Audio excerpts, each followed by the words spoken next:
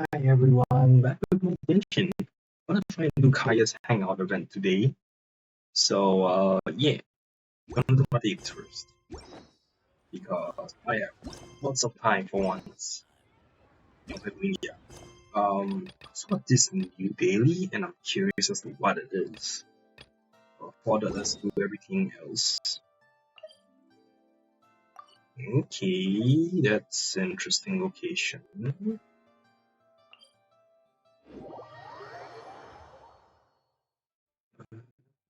Um, um, um, um,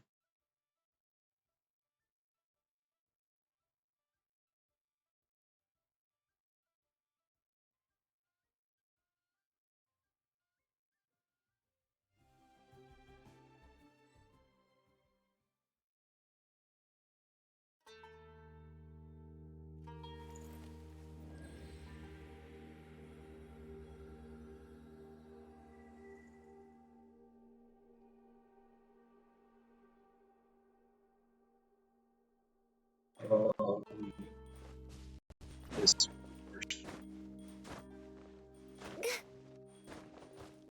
Okay, the time to challenge. And what is this? Oh wait, it is. Okay, sorry. I'm not thinking. Also, different kind of time culture. Oh, yes.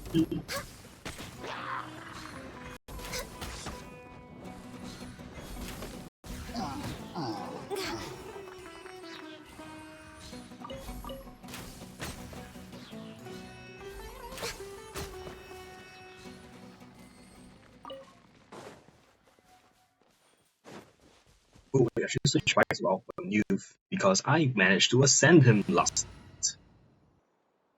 That's right. Sorry, not youth, Risley. I tried that final session too. You got a side job for me? Sure thing. And with that, I don't need to worry about any more real mats. I just have to listen to Karina. I don't even know where the Karina boss is. I should do the Karina sometime. Yeah, actually, I can't even check where it is. Shit. We're way behind schedule.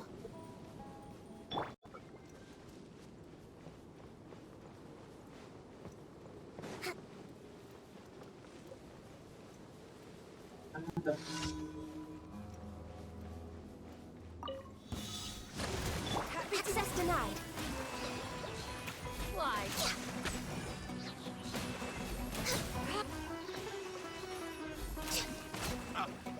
That's close enough. I'll be. You are not welcome here. Welcome. I'm getting sick of this game. Born of ice and frost.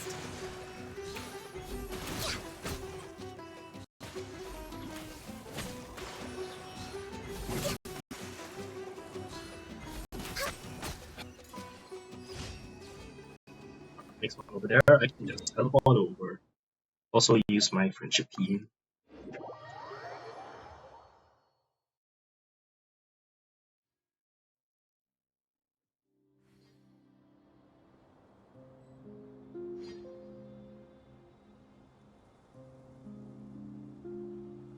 It's so nice to de-stress.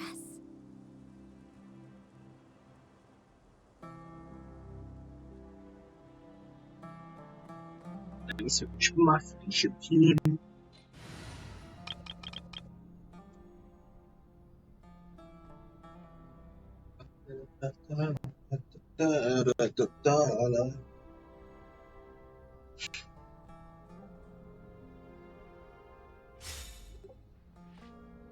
Disrupting.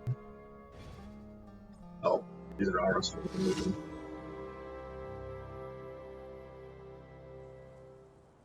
Yes. Really good at stopping everyone.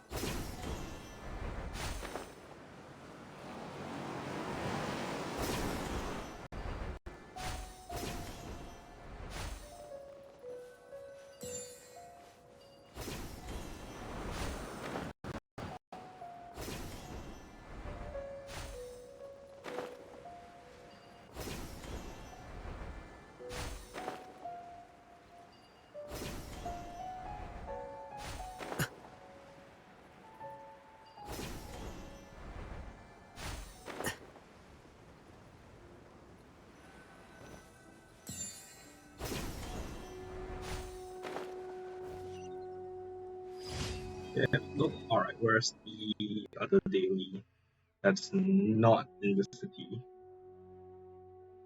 Oh, over there.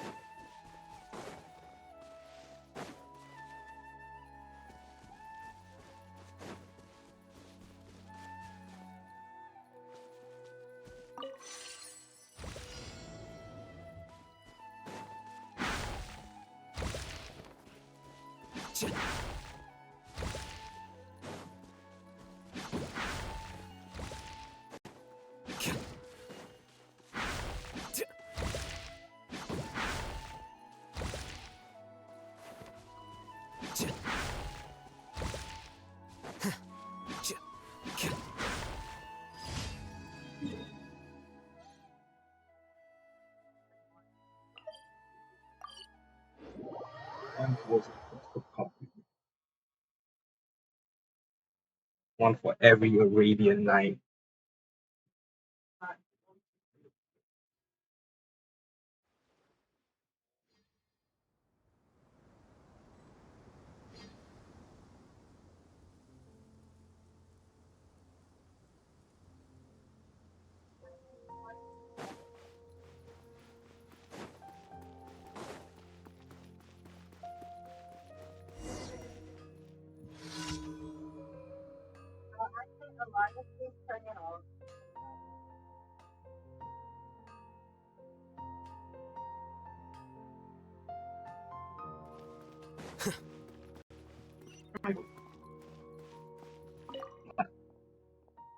Is everyone leaving already?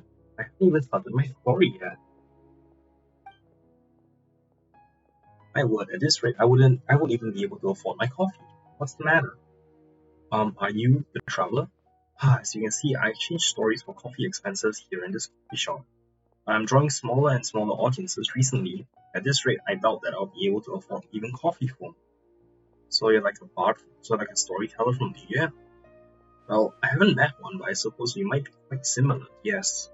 You know, the ancient heroic legends are intriguing, but most tales stays attractive if we tell it day after day. I have to find some new material. Stories from outside Sumeru are the best. They're new and interesting, and I'm at liberty to make adaptations. No one would notice since no one actually knows what really happened. Traveler, I've heard from the Adventurers Guild that you have been traveling the world. Is that true? Could you please tell me about your experiences around the world then? That would allow me to get my stories straight and make them sound somewhat more believable. Of course, we'll split my earnings from the stories I tell. I can help you. Thank you. So where do we start? There was that time in Mondstadt. Mondstadt, the beloved land of the animal Archon? According to the caravan, a gale-summoning dragon emerged there. That should make for a good story, I'm sure. But did you get nothing more than broken legends from the caravans so you can open sound fate? Oh, sorry, but you get something like a winged traveler came from the skies, pursuing the dragons tens of thousands of meters in the air, or something like that. Actually, there was an aerial chase that occurred thanks to a wing glider. And something like she infiltrated the cathedral alone, stealing a powerful weapon bestowed with the animal Archon's might. I did actually sneak into the cathedral, but a holy lyre that Emil isn't a weapon. Really? What about this, then? In the end, she spotted the dragon's weakness and attacked its old scar. Bathed in dragon blood, she became immortal. I was just purifying the toxin that had a hold over the dragon's mind. I see, so the legends are basically true? Wow, fact really is stranger than fiction sometimes. I suppose these tales would have spread had they not been utterly amazing, eh? Guess I can bring them up a notch to boot. Thank you, Traveler. I think I figured all this out, so please, do stop by to hear my stories tomorrow night. Really? Can I? Oh, okay. Wait till next day, 7 to 9. How nice.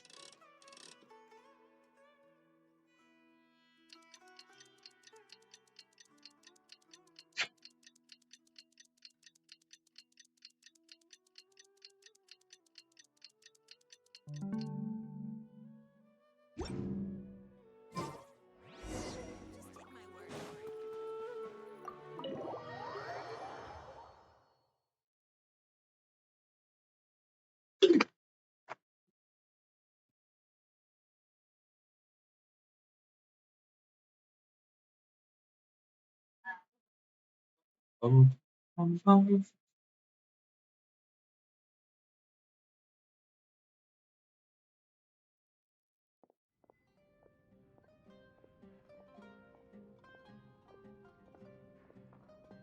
Please tell to place in a faraway land. Please enjoy the song of Animal and the Dragon. Back when the dragon came, none knew its name. Who could save Mondstadt from peril? Who would keep its creatures safe? The destined warriors spread their wings, a holy lyre that fell in hand. Yes, the very tool of the animal Archon. Its strings brought forth the thousand winds, showing forth its mountain-moving might. The warrior roared, their blade blazing like a falling star. The dragon lay defeated in the ruins, its slayer stronger than ever. The story is pretty new, and yet the events don't flow logically at all. Protagonist just started a fight without a word and defeated the dragon way too quickly. It just seems somewhat weird. Well, today's story ends here. Please do come again, haha. You're here, traveler. What do you think of the story I told today? It was pretty crazy. Well, that's about the same as what the other listeners said. I might have focused too much on drama, neglecting truthfulness in the process. More changes are needed for these stories to work, I guess. Thanks for the stories, by the way. Please take this as payment. Don't forget to share new stories with me when you come across them.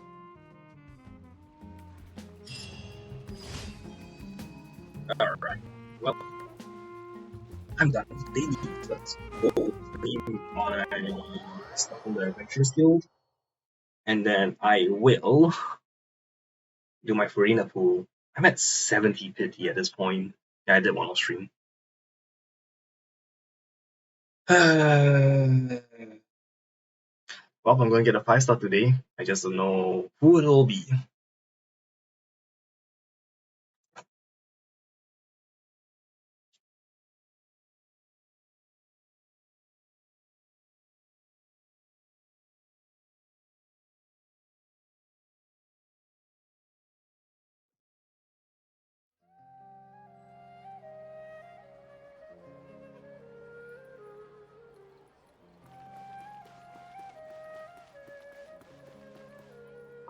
Add Astra. Thank you for Add Astra.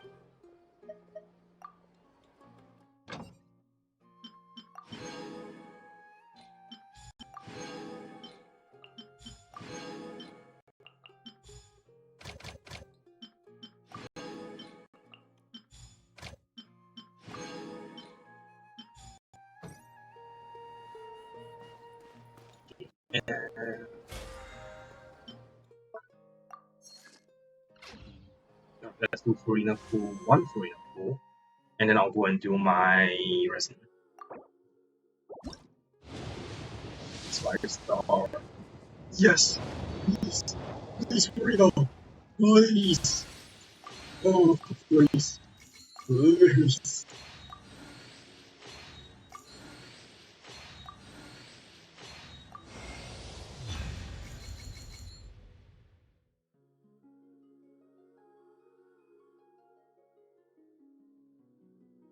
I mean, I do want more TTs, but still. Oh, okay, that's not. Damn it, Chloe, you scared me.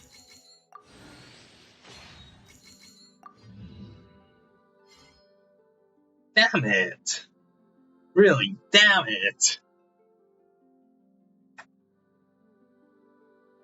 I need to screenshot this.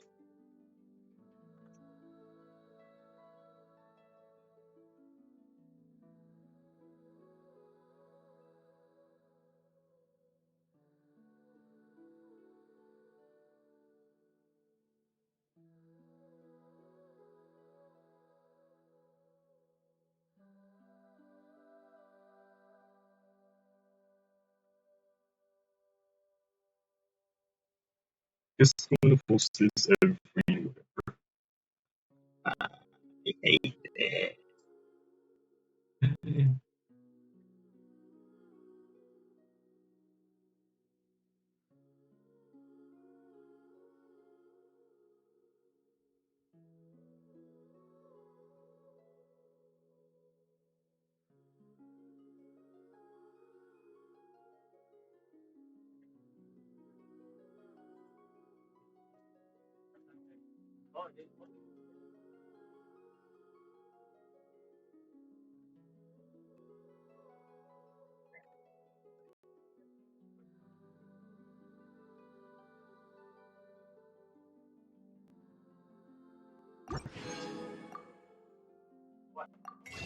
Well, the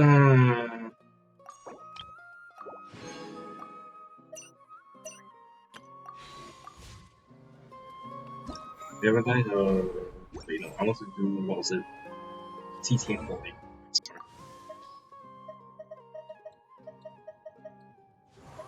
TT? Ooh, she's a C3. So close. Oh wait, no, that's too far out.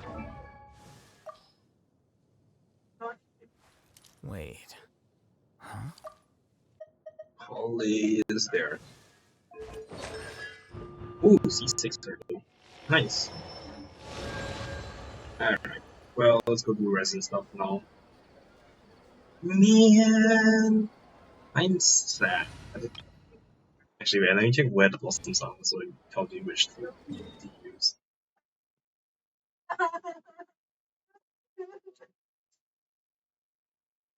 Okay, Inazuma. Nope, alright, Fontaine Star. That's not Fontaine. Where are they today? Damn it, I have not made my way over there yet. Okay, where does Sumeru Blossom? Just as bad. What in the hell, really? Okay. Guess I am doing this one after all then.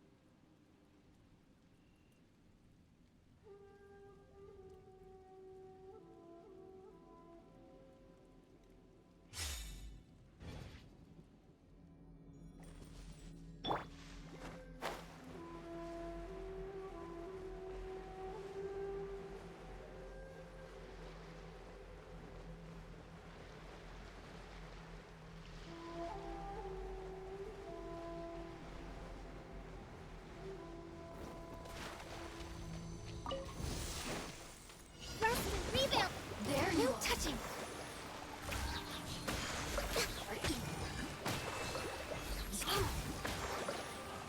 Over here! I heard you. Didn't see that coming. Just... Gotcha. Her Majesty's power flows through me! Born of ice and frost. I'm a little low on energy. You block, damn it.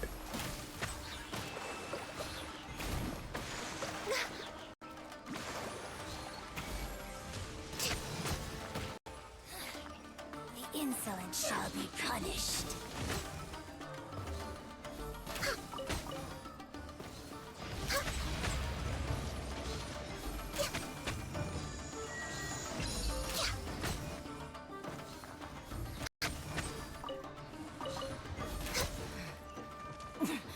Winter shall adventure.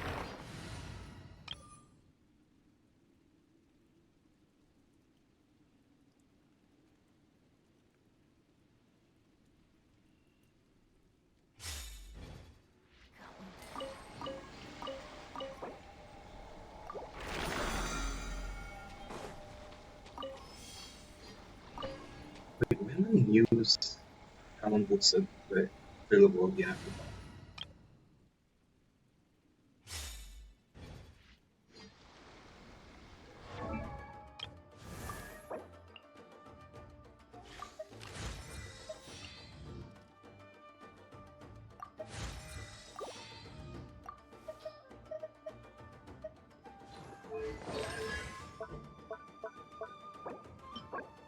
Oh, today, sweet.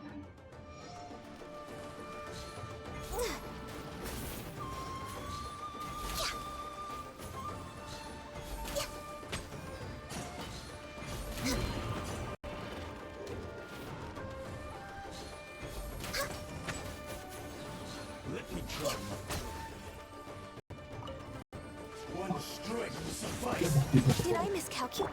Commit it to memory. No touching. Must press. Oh, what?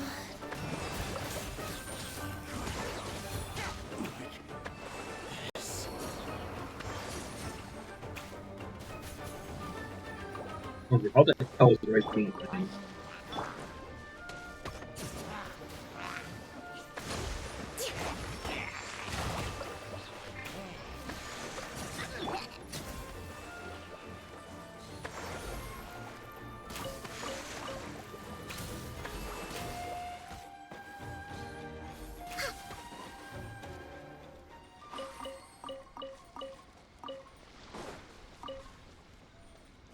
How did the right thing not die?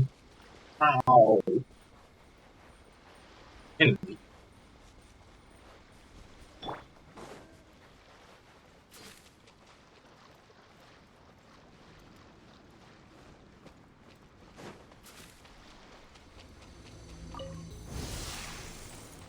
Hold the line. Born of ice and frost.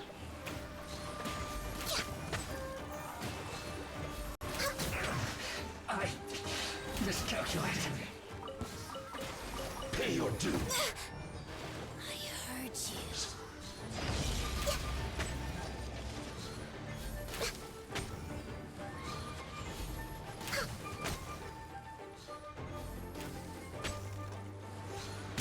Access denied.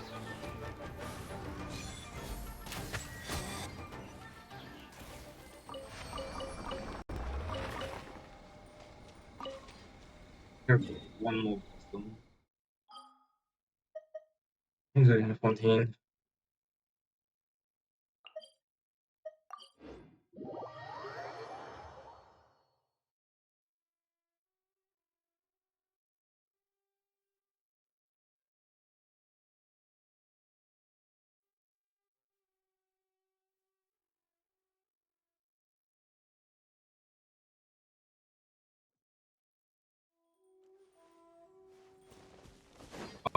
Uh-oh.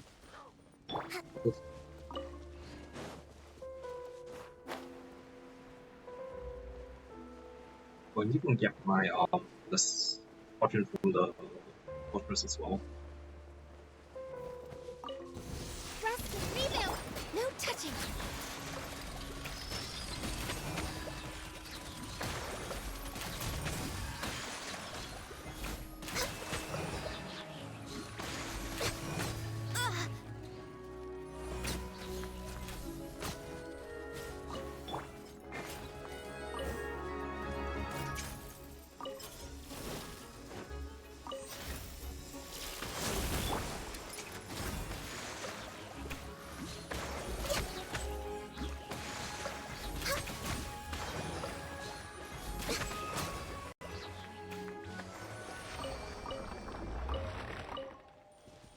Alright, fortress time, and then oh, there we go. And then Nivelet. Actually, I haven't fought my boss as well. Thanks, so much things to do. None they keep on getting.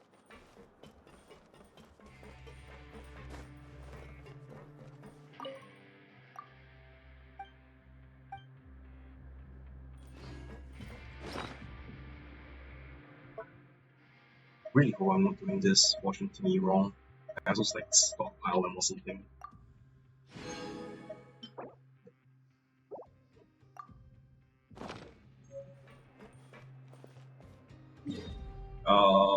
Let's go fight Wanderer.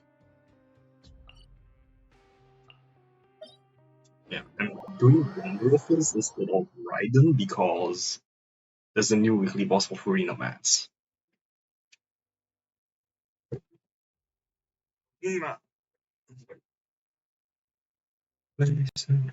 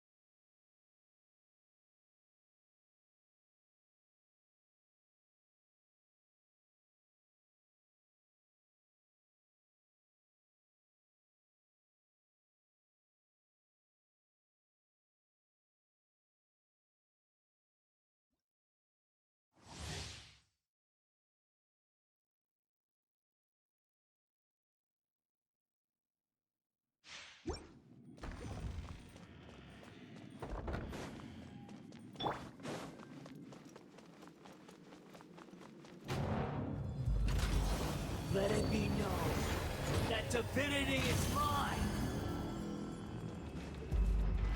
Pulse around. Grow. Commit it to memory. Born of ice and frost.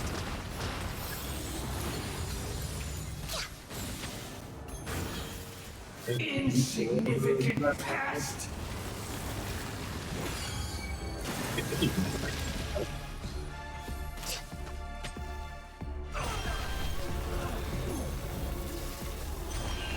More power.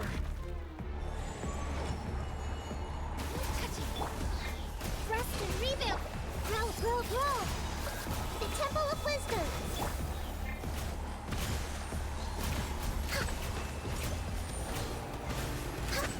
You cannot defy me, mortal.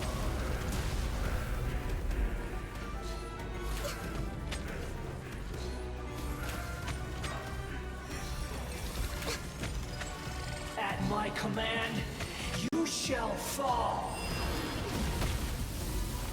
I don't know why it took so much longer this time around. Yeah, I thought the last time was so kind. Yep, it didn't. I'm happy. 1,000 eons, mine to dominate.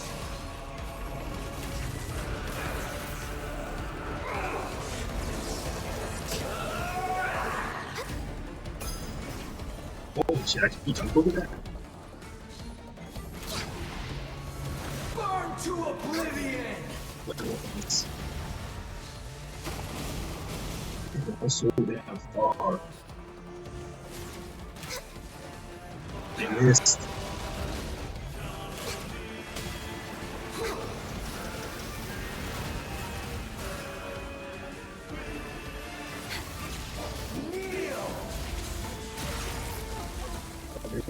Come on.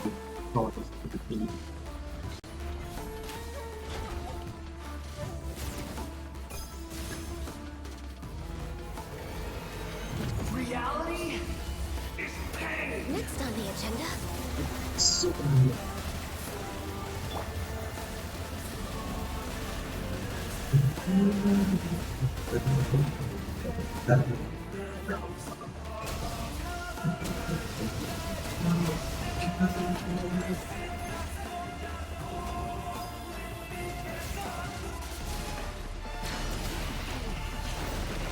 Allow me.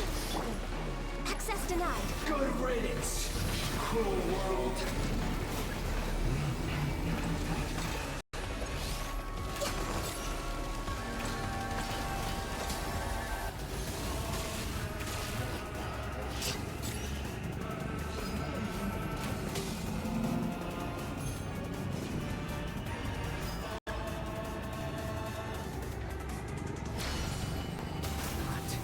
Possible. I can get them. Very. This is long overdue. No touching. Sharing my knowledge. This may hurt a little.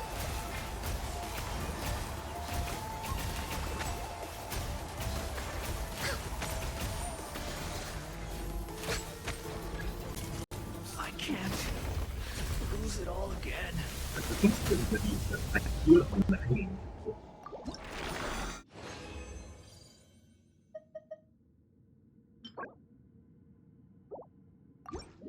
Never mind, that was not good.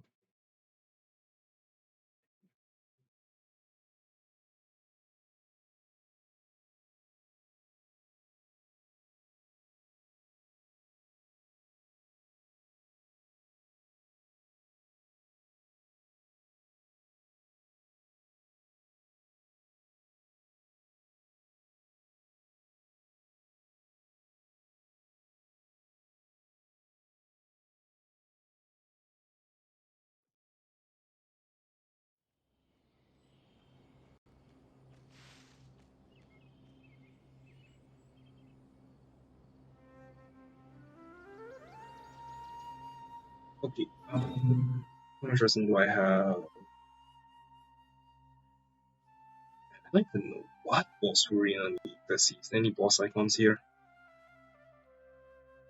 Oh, I probably haven't unlocked it.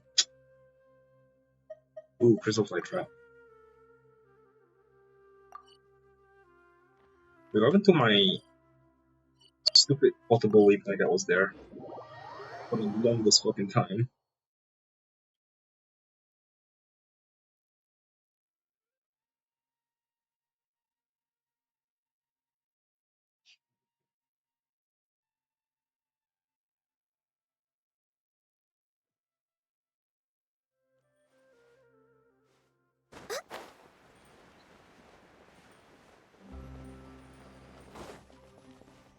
So all these sparkly parts from the missing steamboat pisses me off.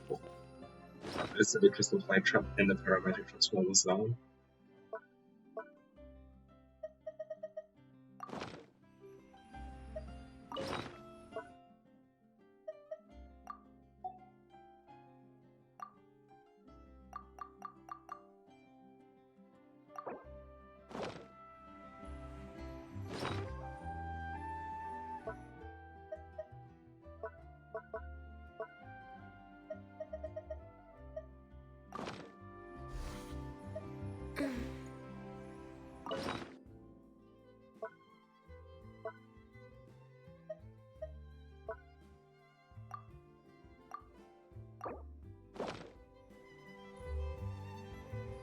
Hold the line!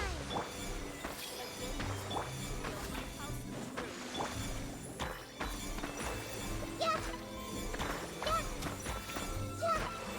Ah! Yeah! Yeah!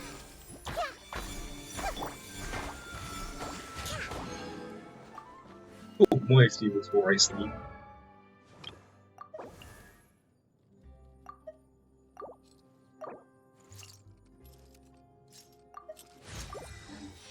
Okay, man, I'll fight. Who I should fight at this point? I'm just gonna go for someone random. Let's see. You know what? Let's go for Aloy. I've had it for a very long. Who are you? Spectres. Spectres? Wait, what? Were the Spectres already out? No, wait, what? That feels weird. They changed the maps? Anyway, I guess we can sit then. Oh god, this thing.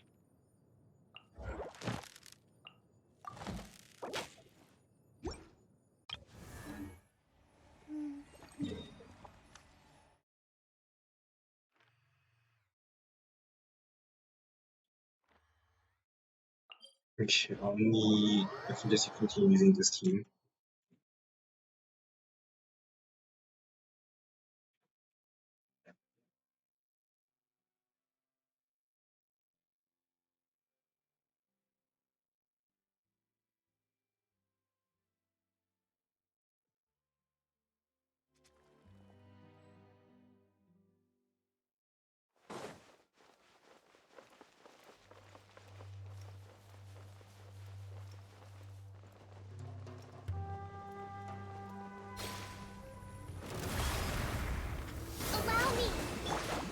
denied.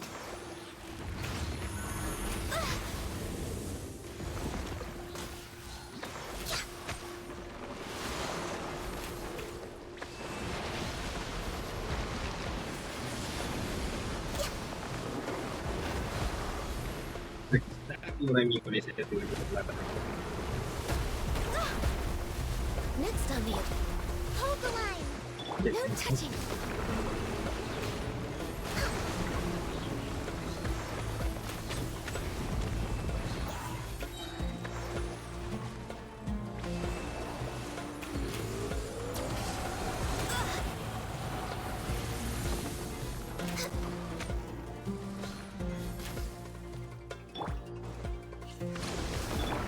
Access denied.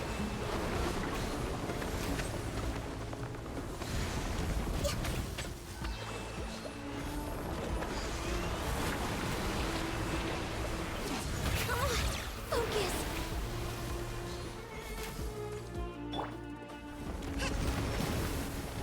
Let's move out. Born of ice and frost.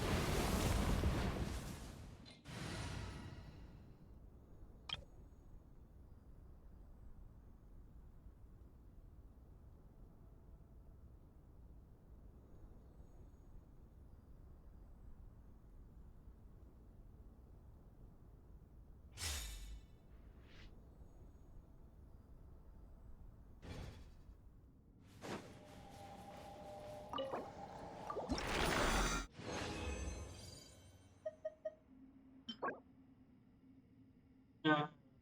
Like good. Um, let's go condense one resin and then burn it all on news talent books.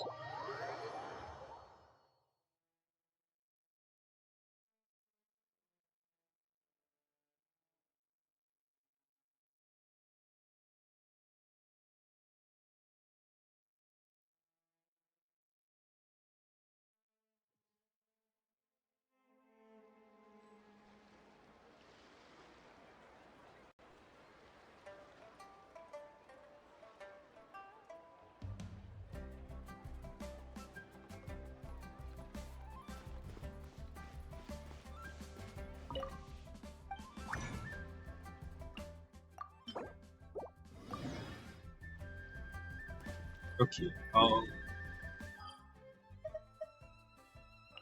the talent domain over here.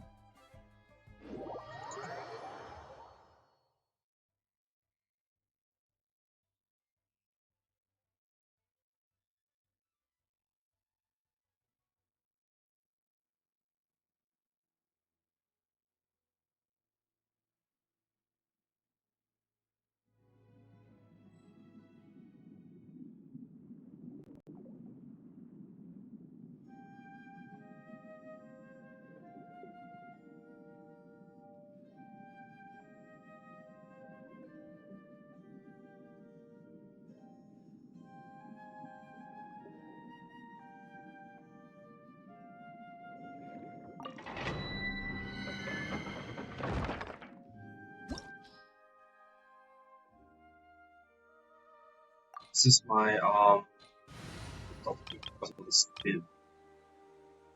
Primus Breacher thingies. I'm gonna swap you out for Icy so we can get some EXP onto him. Let's get to work.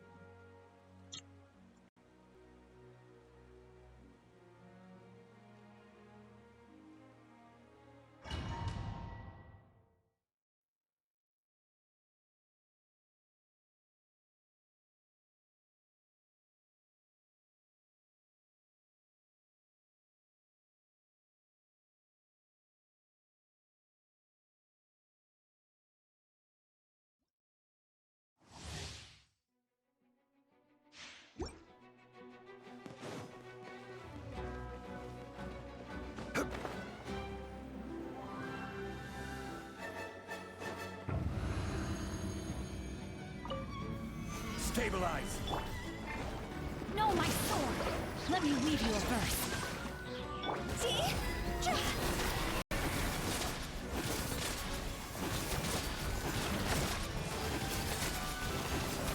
Go!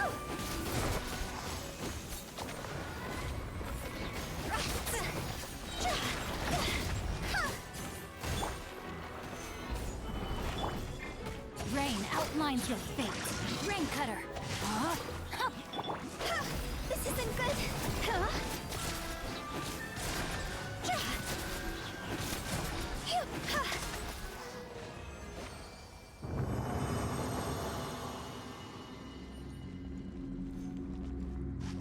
Okay, that was fast.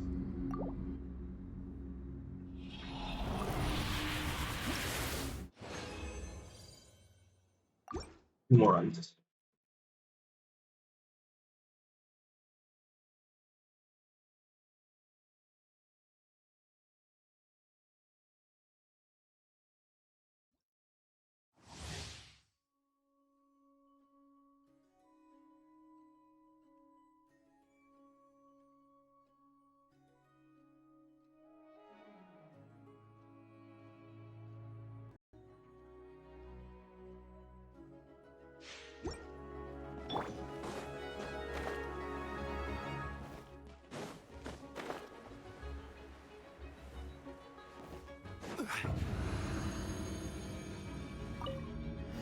Gather. No, my sword. Huh? Let me weave you. Cross over.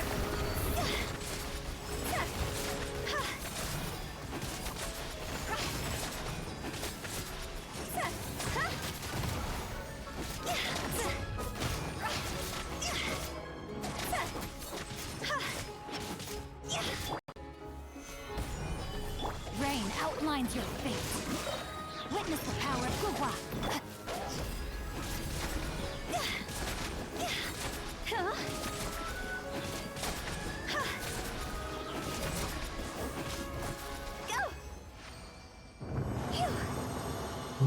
Go! Three, right? Yep. One more run. Let's go.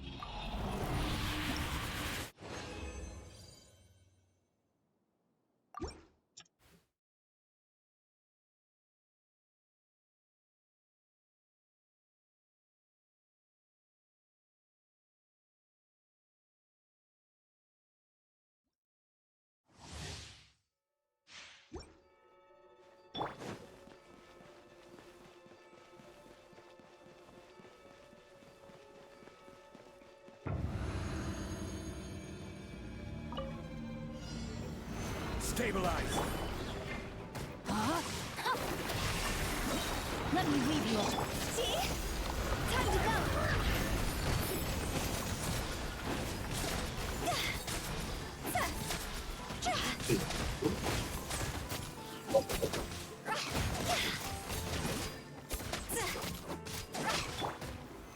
Solidify. No, my sword. Rain cutter.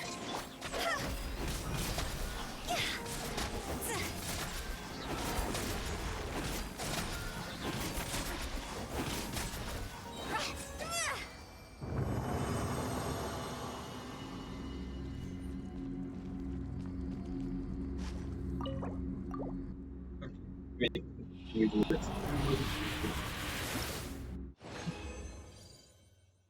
Then what? What's really cool? Or at least one more. Then I'm going to do Kaeya's Hangout event.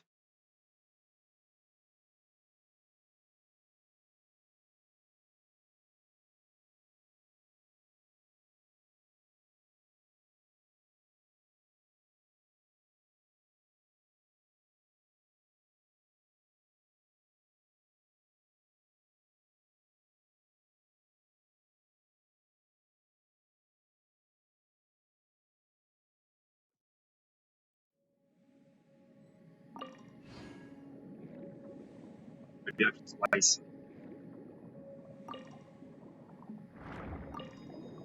Okay. Now to make books.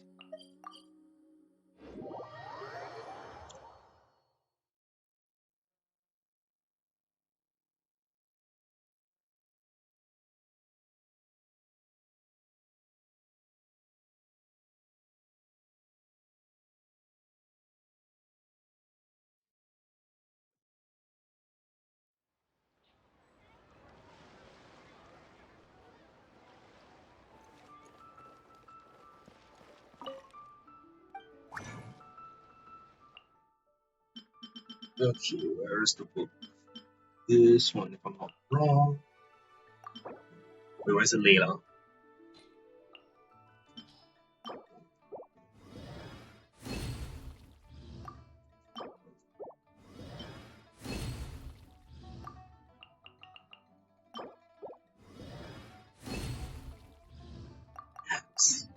Wait, that was Layla? Okay, I'm gonna use Layla more than as our characters. Can I throw some books into you? Yes. No. Alright, EP.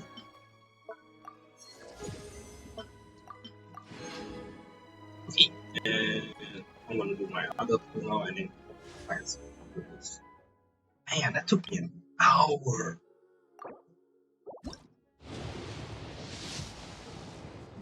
Yeah, I didn't expect it. Well, thanks for the extra Velo, I guess. No, hang on, what?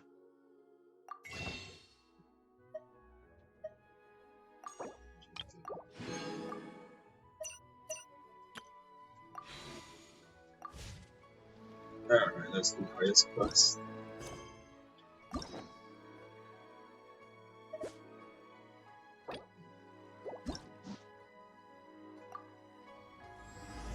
Shenanigans and sweet wine. What almost? Oh, that's far.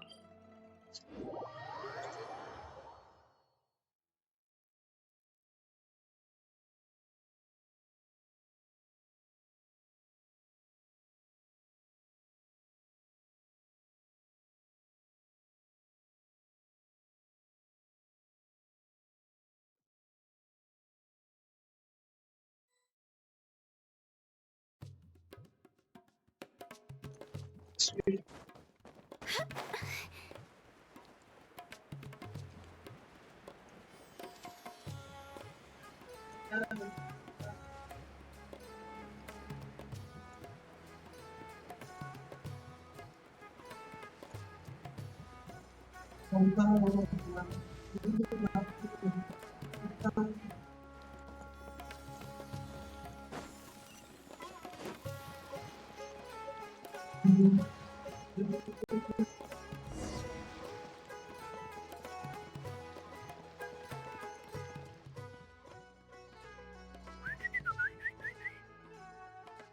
Talking to a bird? Really? Hey, little birdie.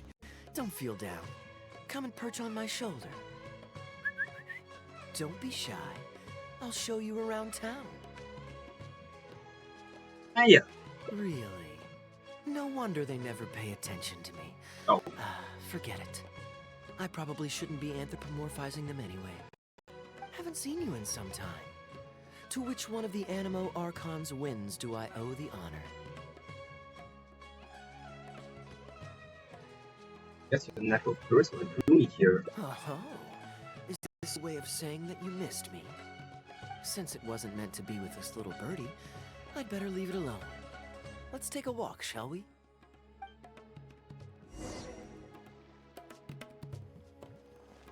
If you're wondering why I'm here, Jean's been worrying about trade safety recently. I discovered this when I unwittingly burst into her office to save the day. Another job involving long-distance travel falls to me. I suppose it's my own fault for having such a strong sense of duty.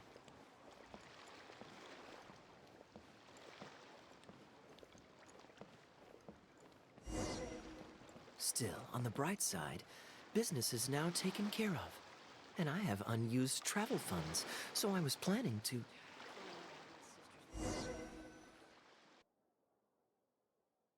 What just happened? Gundafar, we are in the middle of a war. Your place is at the front lines by my son's side. Pray tell, what provokes your unwarranted return to the palace? A matter of utmost importance, Your Majesty, such that I must personally report it to you. Huh. Outdoor theater. Looks fun.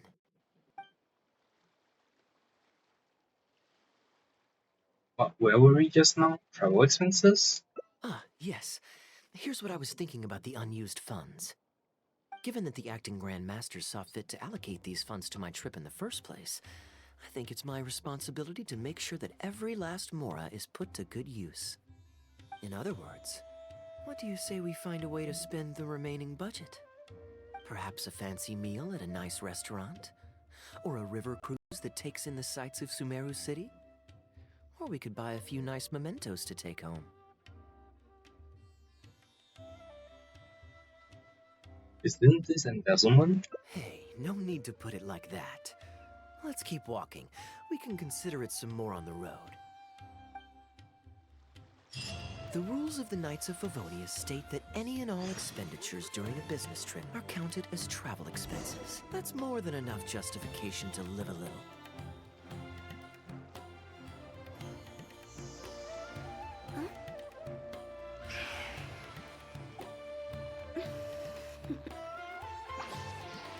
Toodaloo.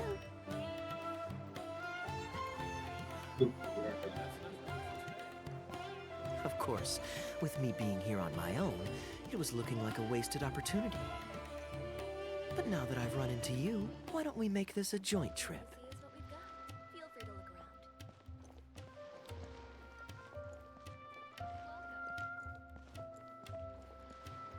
Feel free to look around.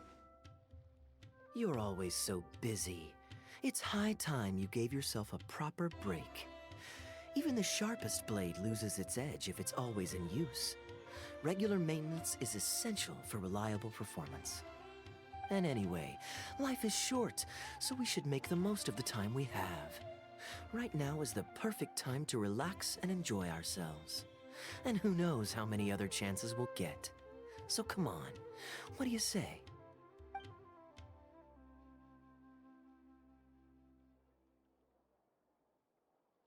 We can't spend public money for our own amusement.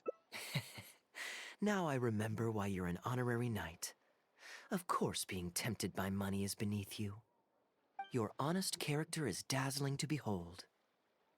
Like the sunlight reflecting off the surface of Cider Lake in the late fall, I hold my hands up. My thinking was mistaken. In that case, I guess today's end-of-trip blowout is cancelled. I shall pack my luggage and prepare to return to Mondstadt. Okay, I can join you for the journey. Oh, you do that for me? Well, this wasn't what I'd originally planned, but it's a very welcome development. When I was souvenir shopping, I picked out something for you too. Guess my thoughtfulness wasn't in vain. You got me a souvenir?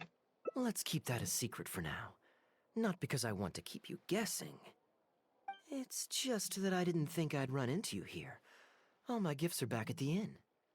I want you to find out for yourself when you open it. The surprise is what gift giving is all about, is it not? Fine. Then it's settled.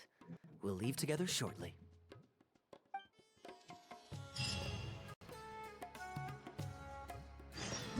Right, before I go that way, check plan. And it's split. Of course it's split. You're always so busy. And anyway, life is short, so we should make the most of the time we have. Let me take you somewhere new. Great.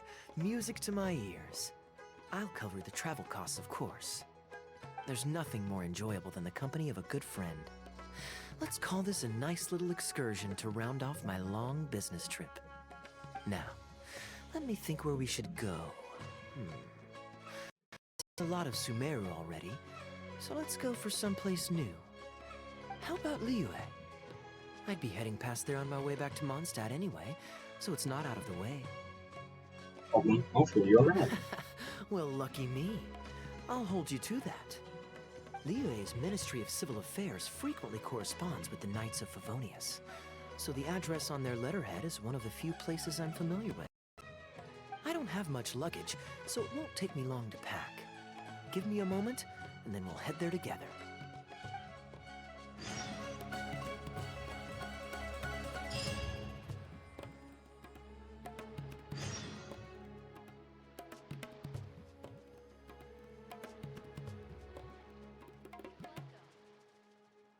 Let me check if there's any more branches. Oh, what? I missed the branch here. Okay, hang on, let me figure out how to get this one. Silly. Let me see what we've got. Feels a little.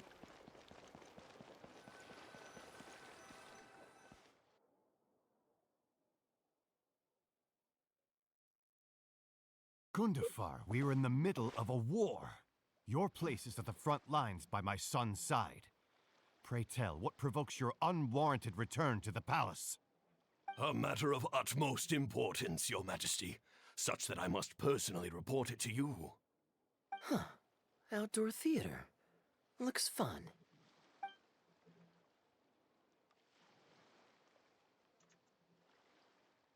You want to stop and see the show? Actually, yes.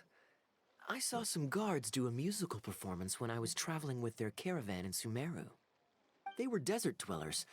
So are these actors. And I think I actually recognize one of them. Come on, let's go watch.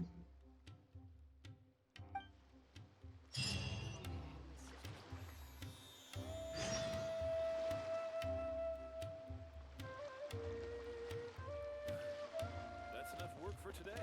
Okay, so is this the branch? Yep, alright, I'm gonna go back and work my way.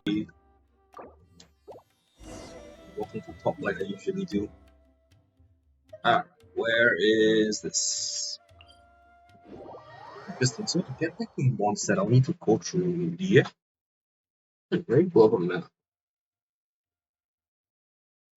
That's actually very interesting.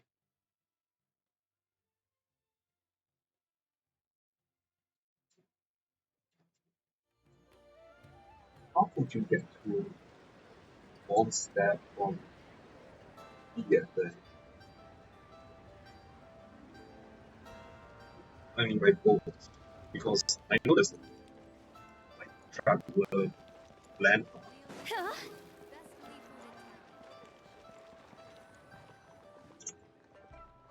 I've heard that there's lots to see and do in Liyue, but I'm sure you're more familiar with the place than I am, so I'll leave the itinerary to you.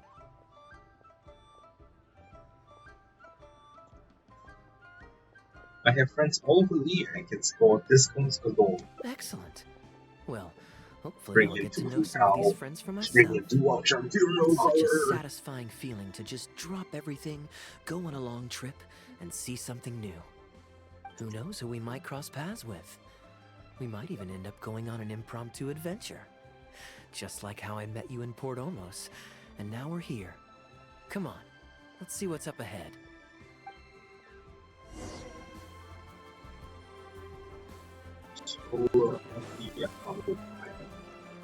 Do you know this shop? It looks pretty nice from the outside. Shall we take a look? Okay, wait, let me double check. Just in case. Feathers adrift in the spring breeze. Welcome to Mingxing Jewelry. We are a long-established trader of precious stones. Is there anything in particular you're looking for? Let me see. Ah, some nice jewelry you've got here. You can grab something with a local flavor as a souvenir. What do you think, traveler? See anything that suits my style? I trust your judgment.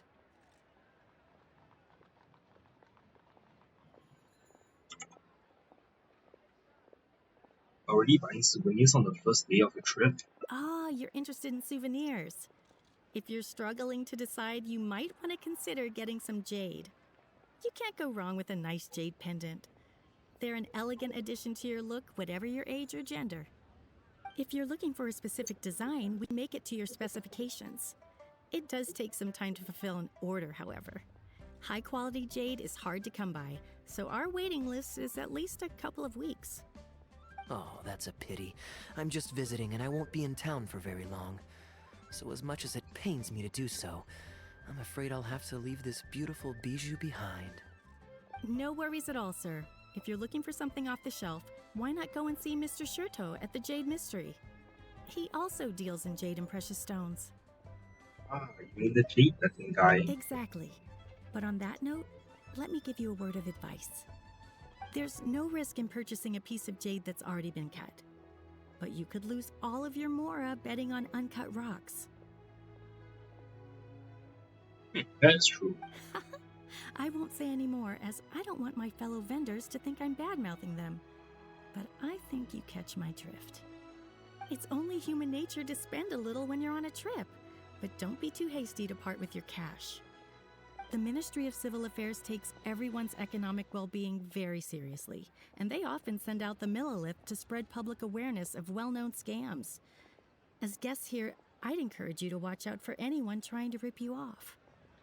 I think that's sound advice wherever you go into that. We appreciate it, boss.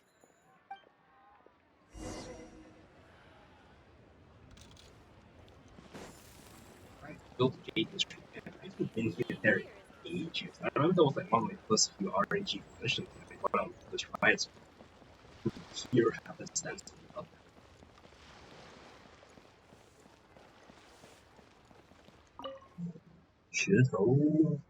Welcome! Looking for uncut stones or pre-cut jade? We've got plenty of both for your viewing pleasure. Uncut stones. Ah, yes, we were just briefed on that. Let's take a look at the pre-cut jade.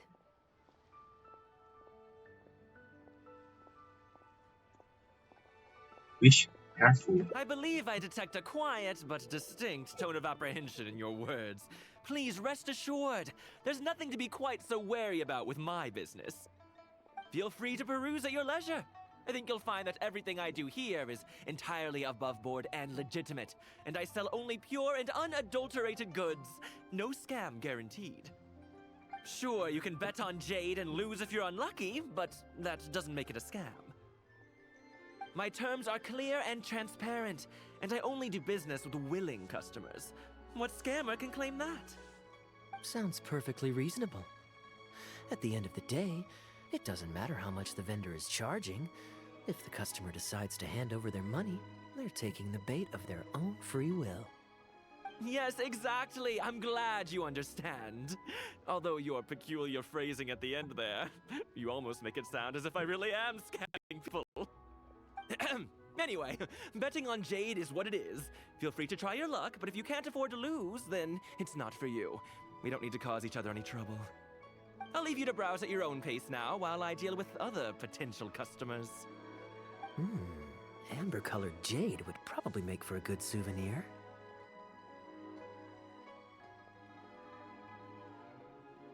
You really think I'm buying it?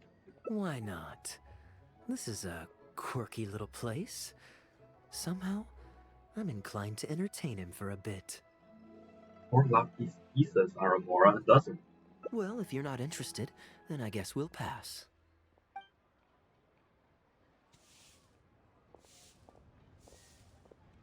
Ahoy there, Captain! Fancy seeing you back in town. Struck any gold lately? What, a poor sailor like me? You must be joking. I barely managed to make ends meet. What about you, Chateau? Still scamming people with your pile of rocks?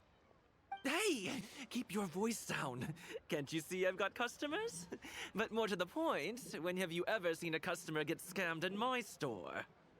I mean, you want the full list? Or... Hold up. Is that... Captain Kaeya! What, brings you to Liyue? Oh, just taking a short trip with my friend. It's been a while.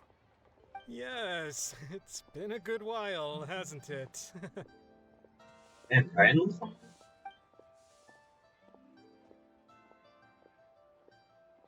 Anywhere you'd recommend I visit while I'm here? Let me think. Wanmin Restaurant's always a pretty good bet.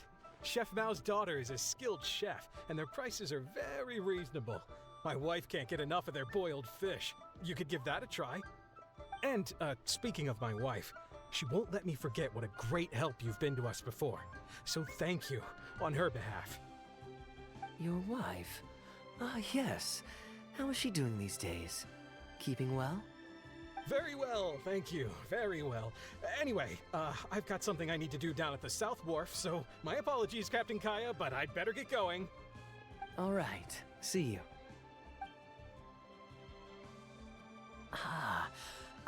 finally remembered who that was. Captain Wu. He runs a transport business between Mondstadt and Liyue. I see. So you went through that whole conversation with no idea who you were talking to. Well, that explains the generic pleasantries and the general awkwardness. Old Wu's usually quite the chatterbox, so it's very unusual for him to just take off mid-conversation. How exactly do you two know each other anyway?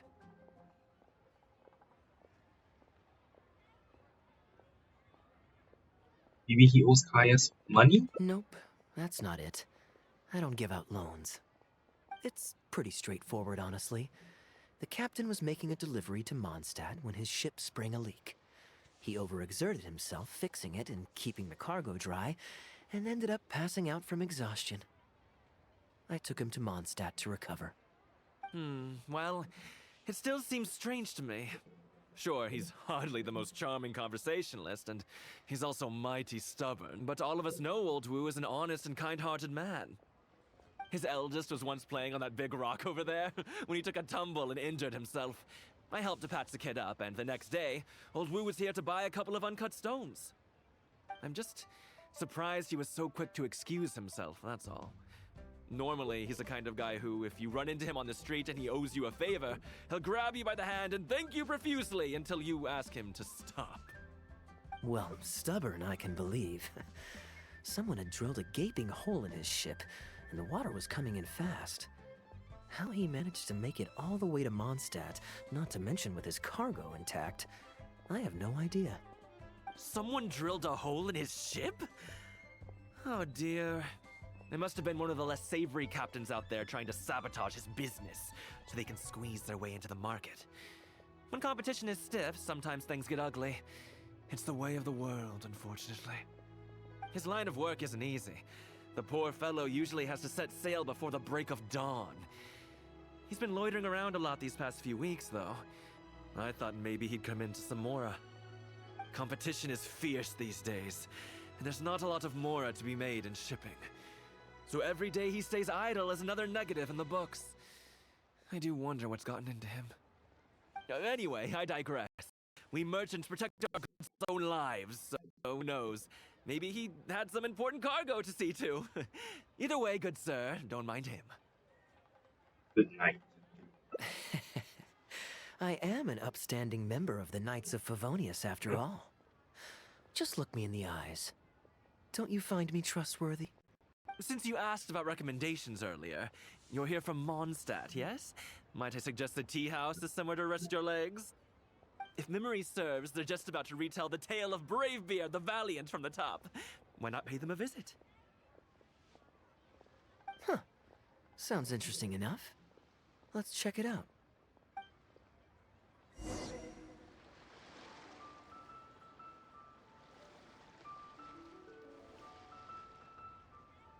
Let's go to chat. The same goal. Okay, cool. Viewers. Oh, tea house, alright. Bit far to run though. Oh well.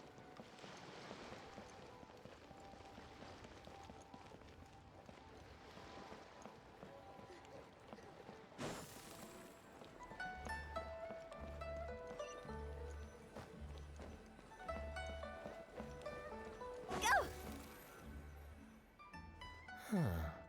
So this is the Huyu Tea House. Let's find some seats. We meet again, Captain Kaeya. What the fuck? What a coincidence. Twice in one day.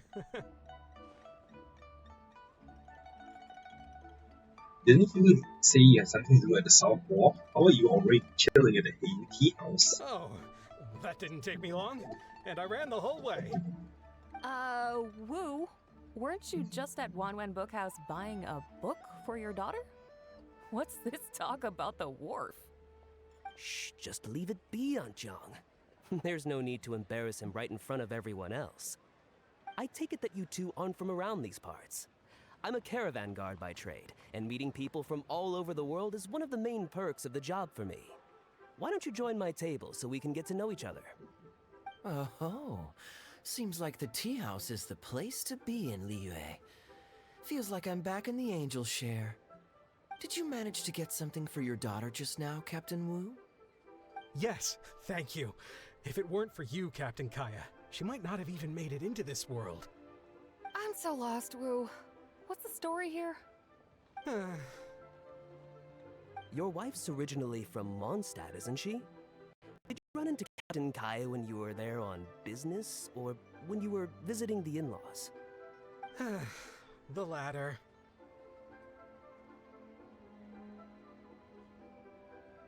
So wait, you just met once? Oh, this is so humiliating. Anyway, back when my wife was pregnant, we were taking a trip to Mondstadt to visit her parents this one time, when we were mugged by a group of treasure hoarders near Dawn Winery.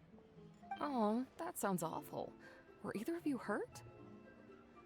I mean, he's still got all his limbs, so they can't have roughed him up too bad. I'm guessing Captain Kaeya stepped in before they could do either of you any serious harm, huh? Yes, he did. Thankfully, he heard my wife crying for help and drove them away. My wife was injured and quite shaken up by the ordeal, so he took her to the winery and asked them to look after her. So what happened to you? Where did you disappear to? I was in the water. Huh? What did you jump in the water for? You know they can still get you in there, right? No, that's not... They threw me into the water and, stripped me of all my clothes. They did what? Did they have a weird fetish or something? Stripping a sailor naked and throwing him into the water. It's not like you were going to drown. So, then what? I take it you swam to shore? The treasure hoarders always move in groups, and fighting back when you're outnumbered isn't usually an option. It's no surprise that they quickly overpowered Captain Wu. I'm just glad that everyone made it out all right at the end. Captain Kaeya, please, there's no need for you to try to save face for me like this. I already owe you so much. You don't have to do anything more. Yet, despite that, I somehow only ended up humiliating myself further. Oh, there's no point in me trying to save face now. They tossed me into the water to humiliate me, and to use it as leverage to get my wife to pay up. But they didn't know that I could swim. What I'd intended was to pretend to drown, then sneak back onto shore while they weren't looking, and find a way to rescue my wife. That was before Captain Kaeya appeared out of nowhere and saved the day. So then I figured I'd get out of the water, get dressed, and catch up with you. But God knows what they did with my clothes. I couldn't find them anywhere. By the time I gave up looking for them, you were most of the way to the winery, so I had to run after you with nary a thing on myself. Outrageous! So, what happened next? I made it to the winery, but the maids noticed me first, and they called the Lord of the Manor out to give me the beating the treasure hoarders never got around to. After my wife recovered consciousness, she had to have a long talk with the young lord to explain everything. He then escorted us both safely to Stonegate. Oh, Wu, I'm sorry, but...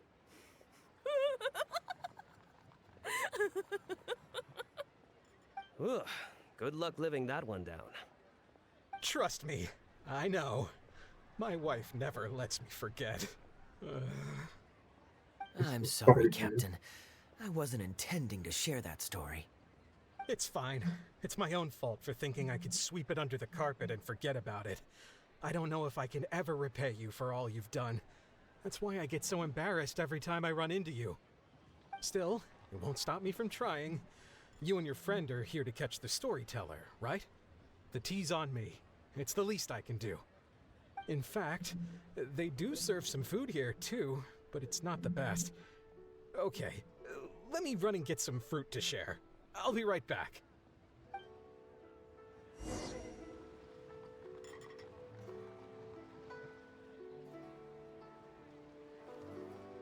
Oh, poor Wu.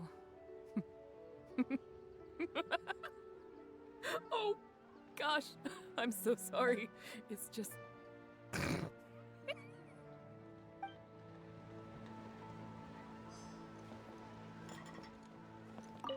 I wonder how much Fanaria caught of that. Old Wu really has no filter, does he?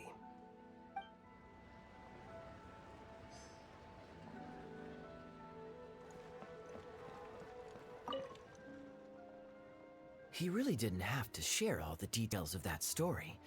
But since he didn't seem to mind, I wasn't about to stop him. Did you forget about what had happened to him?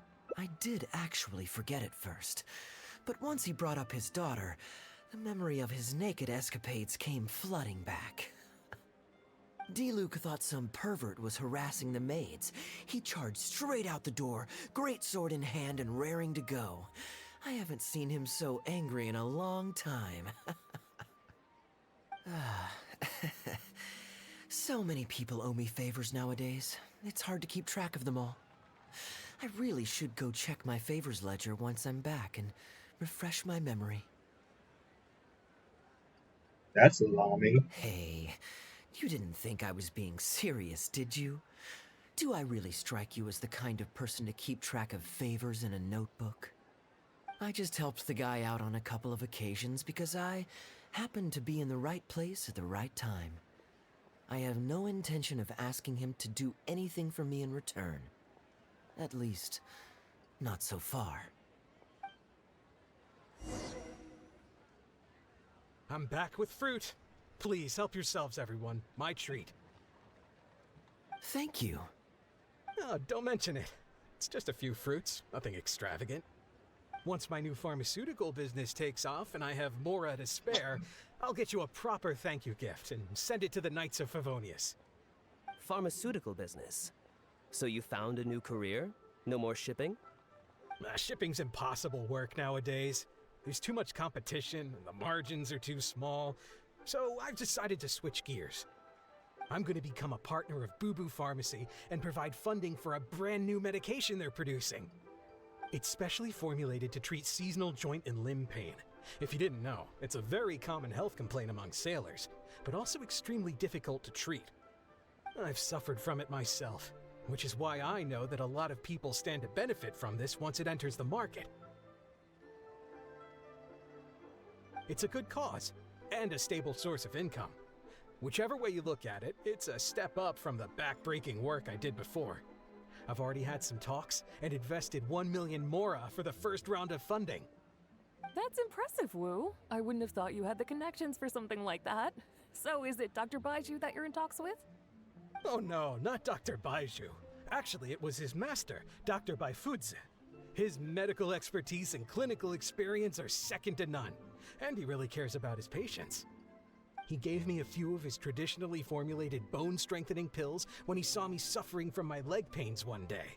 It was like a miracle cure. The pain immediately went away. Dr. Baiju's master. Yeah, I told him I'd be enthusiastically recommending his medicine to the other guys at the docks. And after some hesitation, he just went right ahead and wrote up a prescription for me, completely for free. He said that he shouldn't really be handing out free prescriptions since, and I quote, "It goes against generations of tradition handed down by our forebears." But he just felt like it was the right thing to do. What a great guy. But I got chatting with Dr. Baiju recently when the Secure Transport Agency did a delivery for Boo Boo Pharmacy. He told me that his master has already passed away. Huh? Why would he say something like that? I mean, the guy's old, but he's still in great health. Captain Wu, where did you meet this old master? Just out on the street? I know that sounds dubious, but this is an educated and respectable gentleman we're talking about. There's no faking that. Hold on a second. I just remembered something. My nephew-in-law met a medicine seller not too long ago, too. He also described it as a miracle cure. He spent a lot of Mora on it, but when he brought it to Boo Boo Pharmacy, Herbalist Gui took one look and told him he'd bought nothing but regular painkillers. This Baifudze you met, did he by any chance have a goatee and salt and pepper hair? He did. If I may, Captain Wu, there's a lot of Mora involved here. It seems like it would be worth asking this Dr. Baiju about his master, just to set the record straight. You could show him the medicine as well. Clearly there's some misunderstanding here. You're right, Captain Kaeya. A quick trip to Boo Boo Pharmacy and I can get Dr. Baiju to clear all of this up. I'm sure it's all... I mean, hopefully it's all fine. He left in a hurry. He must be stressed out of his mind right now. We go with him for moral support. Hey, let him deal with this, okay? No point in you stressing yourself out too. Fraud or not, it's up to Captain Wu to figure out exactly who he's gotten himself involved with. I'm no Dark Knight hero, or martial arts hero for that matter, and neither are you. Wait, or are you? Now that I think about it, I can see you having a secret double life as a martial arts hero here in Liyue. You certainly have the personality for it. Either way, Liyue has its own rules and regulations. Best to let the Ministry of Civil Affairs deal with this in the proper manner.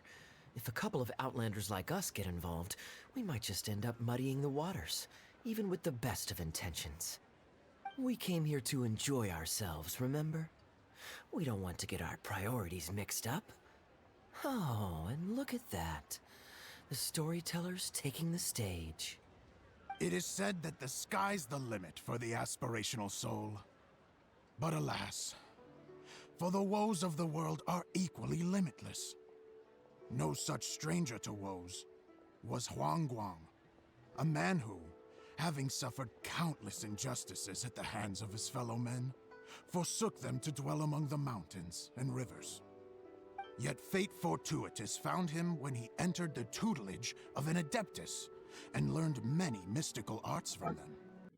Per his master's wishes, he then returned once more to the human world, only this time with a sworn duty to cleanse the land of demons and to see justice done wherever he might tread.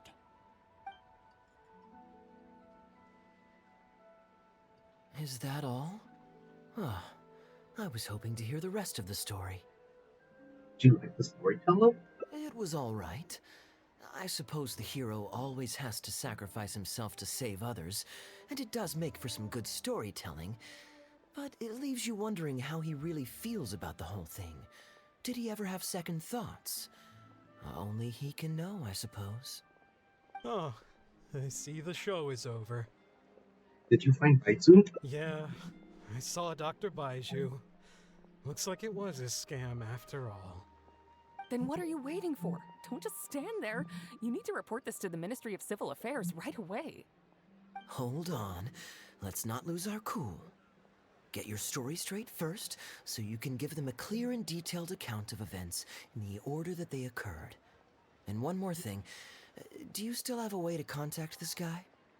Well, I'd arranged to meet him at the Yunsheng Tea House once I've withdrawn the next sum of Mora, so I suppose he'll still be waiting on that. Okay, so you've got another meeting lined up. I've got no one to blame but myself for this. I can't believe I was so gullible. I guess the world isn't made for naive simpletons like me.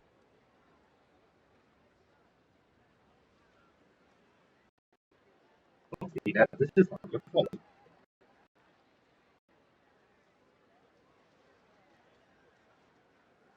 Nature is nothing to be ashamed of. Young lady, you're a good person. I'm touched by your words' comfort. Still, it's up to me to find a way to get my moral back. The consequences are mine alone to bear. I'm sure I should be comforting Young with words of wisdom rather than the other way around. What does that say about how I've spent my life? What is it, Kaeya? The solution? It's obvious, isn't it? He needs to report the case to the Ministry of Civil Affairs.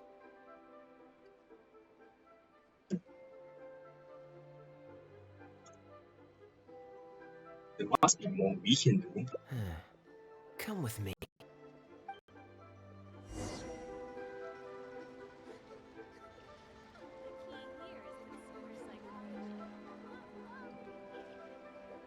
Huh?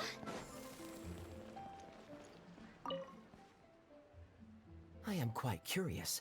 How does our chivalrous martial arts hero intend to come to Captain Wu's rescue here? There are countless victims of injustice in the world. We can't try to help each and every one of them, can we?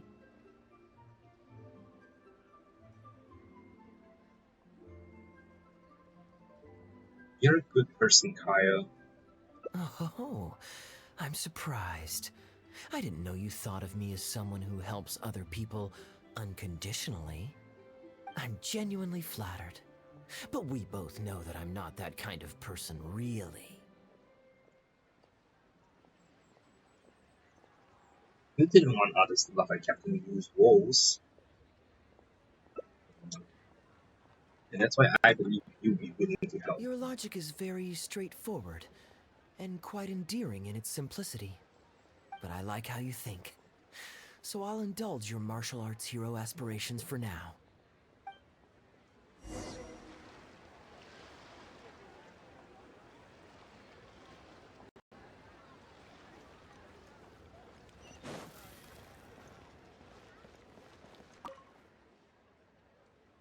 Captain Wu, how would you feel about owing me one more favor? I'm sorry, Captain Kaeya? Let's say, hypothetically speaking, I found a way to recover your Mora that would leave the man who defrauded you feeling angry and frustrated, but give him no way to get back at you. If it could be done, and the only cost was owing me yet another favor, what would you say? What exactly are you getting at? The Traveler here is adamant that you should ask me for another favor. Personally, I blame the storyteller. After the inspiring tale of Bravebeard, she's all gung-ho about playing hero and righting this injustice once and for all. Captain Kaeya, young lady, thank you. I will humbly accept your kindness. All right. Now here's what I'm thinking.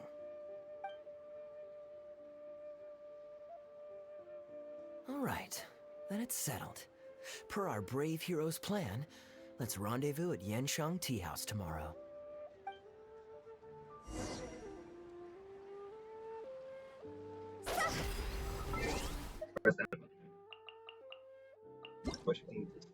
And achievements as well. I'll claim achievements afterwards when I'm collecting all the achievements for my Hangout events.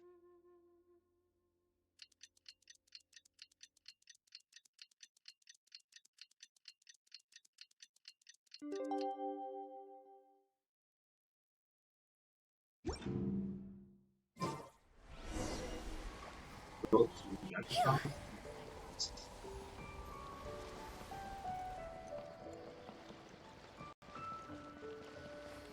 Tea House.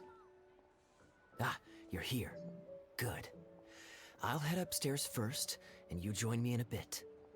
You've got nothing to worry about. As long as this lucky coin's in my hands, it'll do as it's told. Before I toss the coin, I'll get our guy to bet heads or tails. Then it's your turn to bet. Now remember, if I touch my chin, you bet heads. If I touch my forehead, you go for tails.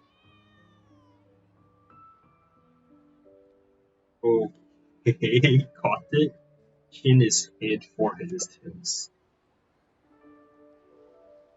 Kaeya leaves. Everyone is in position. And it's risky, but if anyone can pull it off, it's Kaeya. Hello. Are you waiting for someone? Ah, sorry, I must have spaced out for a second there. As long as you follow the rules of the tea house, you're welcome here. Please be our guest.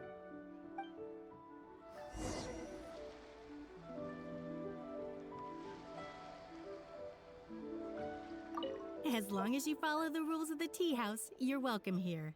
Please be our guest.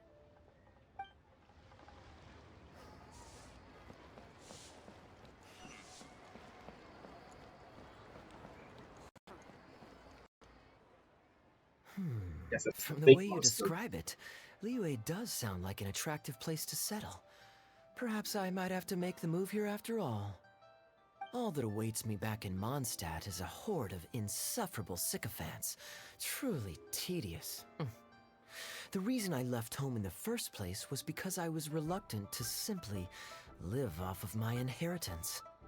I understand. For one as ambitious as yourself, Mr. Rich, living off of the family fortune must feel like the dullest existence in the world.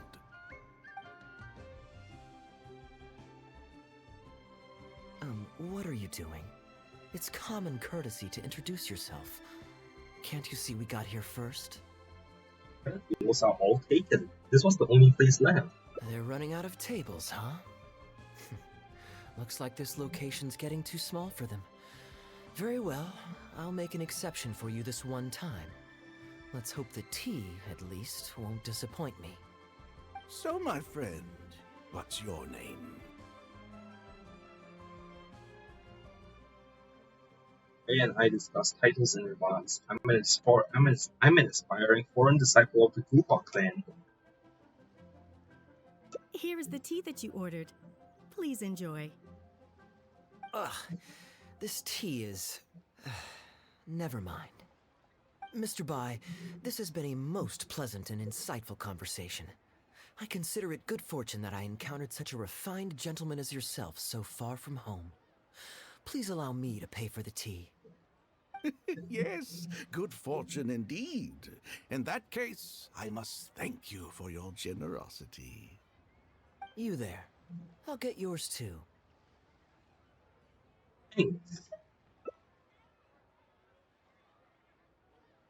Where are you originally from? Oh, you can't tell? My family's lived in Mondstadt for generations. I got bored sitting around at home and decided to set off on a journey to expand my horizons.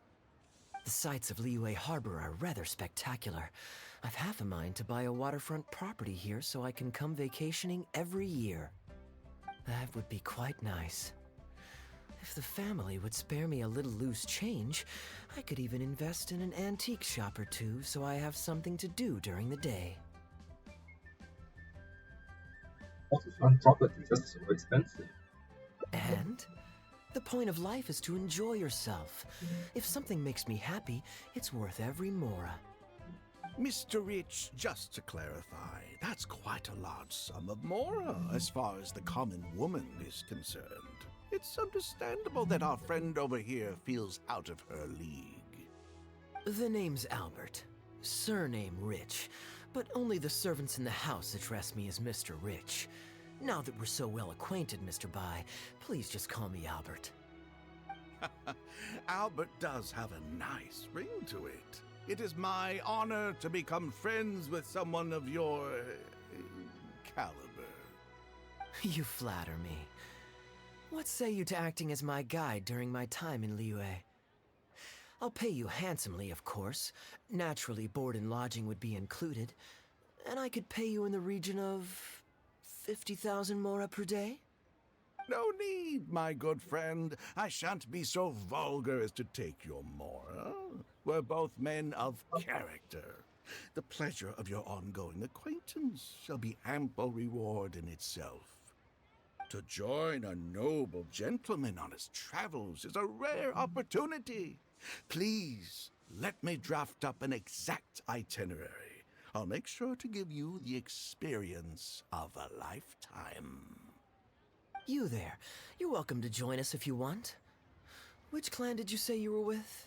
The Hoo-Ha clan or something? The Guhua clan. Guhua, huh? Strange choice of name. Gotta say, I've been in Liyue for a while now. This is the first I'm hearing of them. I guess they're one of these obscure ones who keep to themselves. Yes, well, there are many martial arts clans and factions in Liyue. It's only natural that you haven't become acquainted with all of them. Ha, fair enough. Still, weird name. Bet they have some even weirder practices. Seriously though, what kind of skills do you guys train anyway? It's all for show, right? I saw some people performing a few tricks down at the wharf. Is it that kind of thing? The Guhua clan is devoted to the teaching of martial arts. If you're comparing the Guhua clan to street performers, we have nothing to talk about. I will take my leave now. I'll get my own check as well. I already told the server to put it on my tab. Don't bother getting her to split the bill. It'll only complicate things.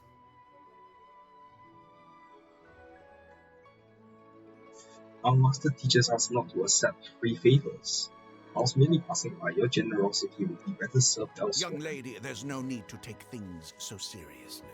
Why don't you loosen up and enjoy the free drink? Are you trying to make a point by throwing my generosity back in my face? All right then. What if I say your bill is mine and don't let you pay? Wanna fight? Please, my friends, let's not get so worked up. Yinchang Tea House is no venue for a duel. We'll all get escorted right out the door. You young people have hot tempers, I understand that.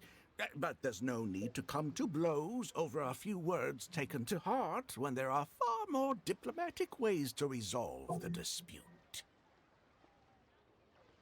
Okay, then how about we settle this with a coin toss? I'll foot my own bill if I win. Did I hear that right? So you'll only pay for yourself if you win, but I'll get the check for the three of us if you lose. It's not that I care about the Mora. After all, I offered to pay for everyone's drinks in the first place. No, what I find truly absurd is your refusal to play fair. I demand that you also pay for three if you win. Insulted me first and now you also want to dictate terms? If I win the bet, you have to make a formal apology to the goof of the clan. Fine. You can have your apology if you win, but on one condition. We'll do the best of three, and the winner pays for the table. Well, as long as you're no longer raring to fight, peace begets wealth, as the elders used to say. Why do you join us, Mr. Bai? Let's entertain this gal for a sec. We don't want her to think you're stingy. But I wasn't even a part of your argument. What are you trying to say, Mr. Bai? Whose side are you on here? Of course, I'm on, And anyway, it's no big deal if you win. It's just a few cups of tea after all, so you can just take it from your fees as my guide. All right then. I suppose it's not all that different from the dice gambling games I used to play in my youth. If it's just for a few drinks, you can count me in. All right, now we're talking. Okay, now that we've agreed on the rules, how should we do this coin toss? After all, a Mora coin looks the same on both sides. You can just borrow a pen from the counter to mark one side. Well, that should be simple enough. Here, I'll take this coin and ask the counter to draw a line on one side. You two can wait for me.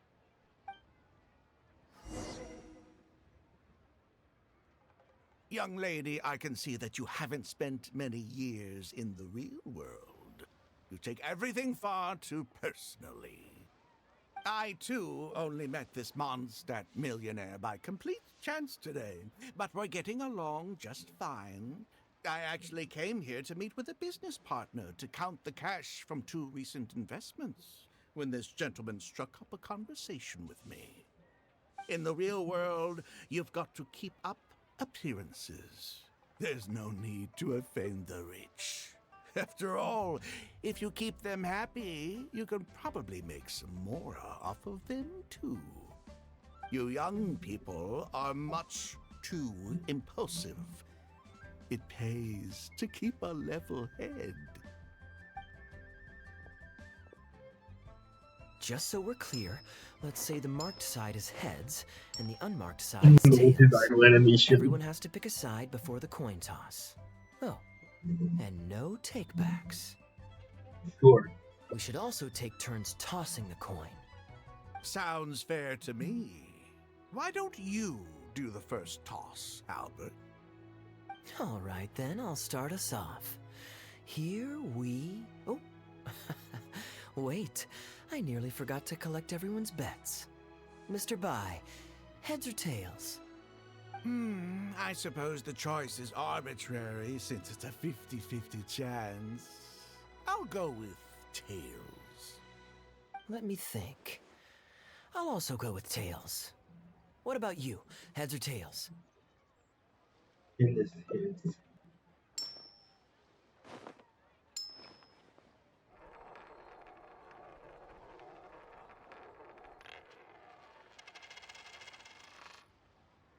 it was just as planned.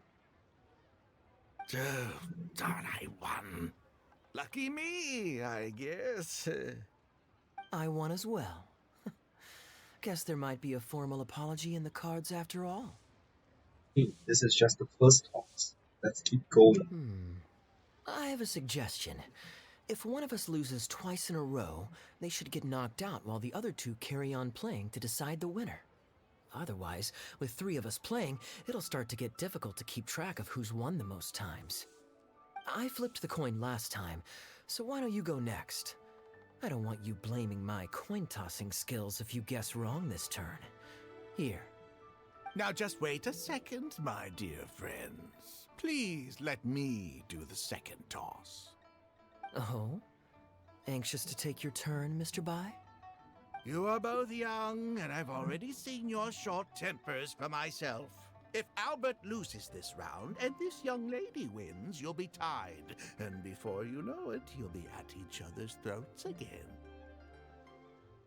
He was the one at fault. Well, that's not my only consideration either.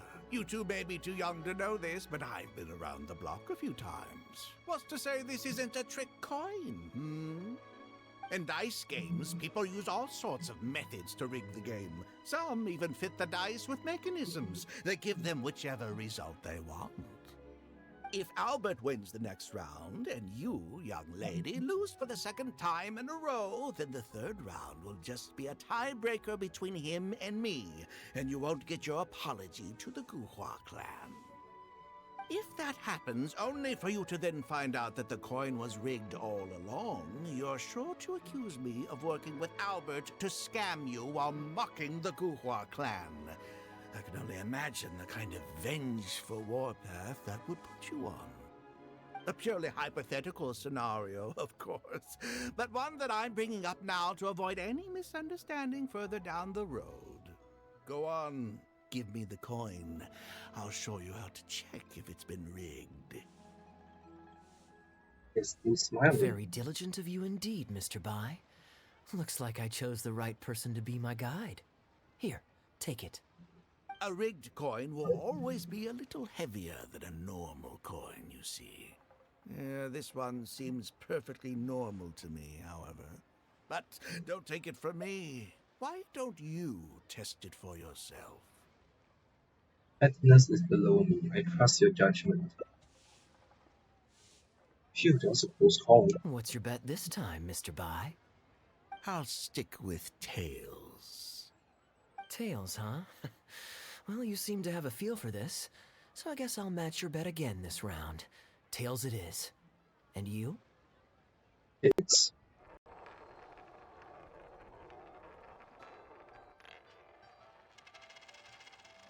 Pointed up heads. Was it just lucky guess? Has Kaeya already... Well, my luck's still just about holding out. The 3 of us are now tied, so no one drops out. Certainly better than Albert and I going head-to-head in the final round. My turn. Well, here you go. What'll it be, Mr. Bai? It's a tough decision this time. That's what makes it fun, isn't it? Anyway, there's no need to stress. What's the cost of a few cups of tea compared to 50,000 I'll be paying you every day? You make a good point. All right, I'll take heads. Okay, and now it's my turn to guess. Not that the outcome matters either way to me. I won't even notice the more's gone. Whatever, I'll take tails. Oh.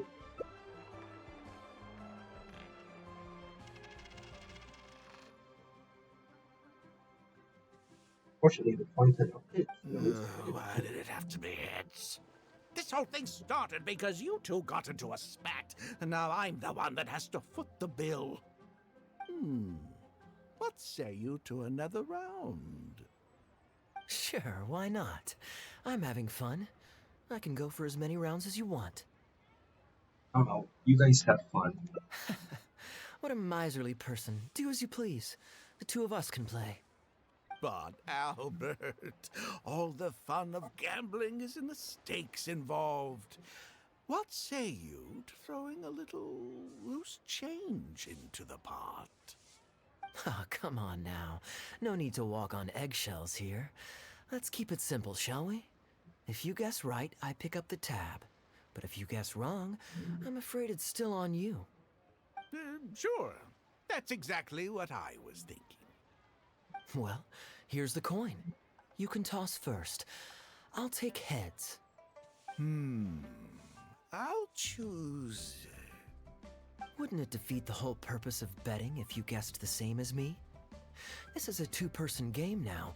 Surely one of us has to guess heads and the other tails. All right. It all comes down to luck, after all. I'll take tails.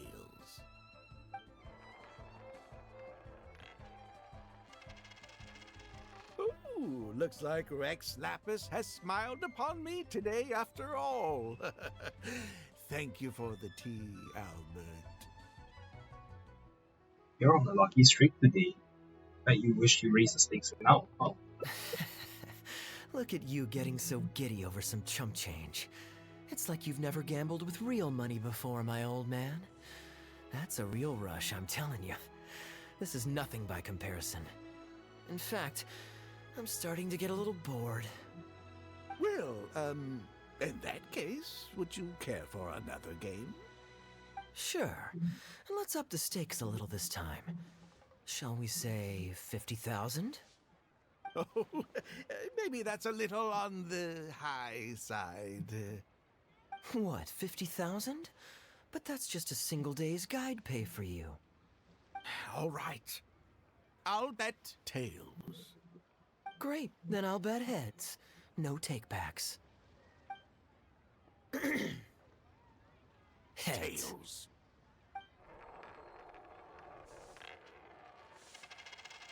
Oh, how unfortunate.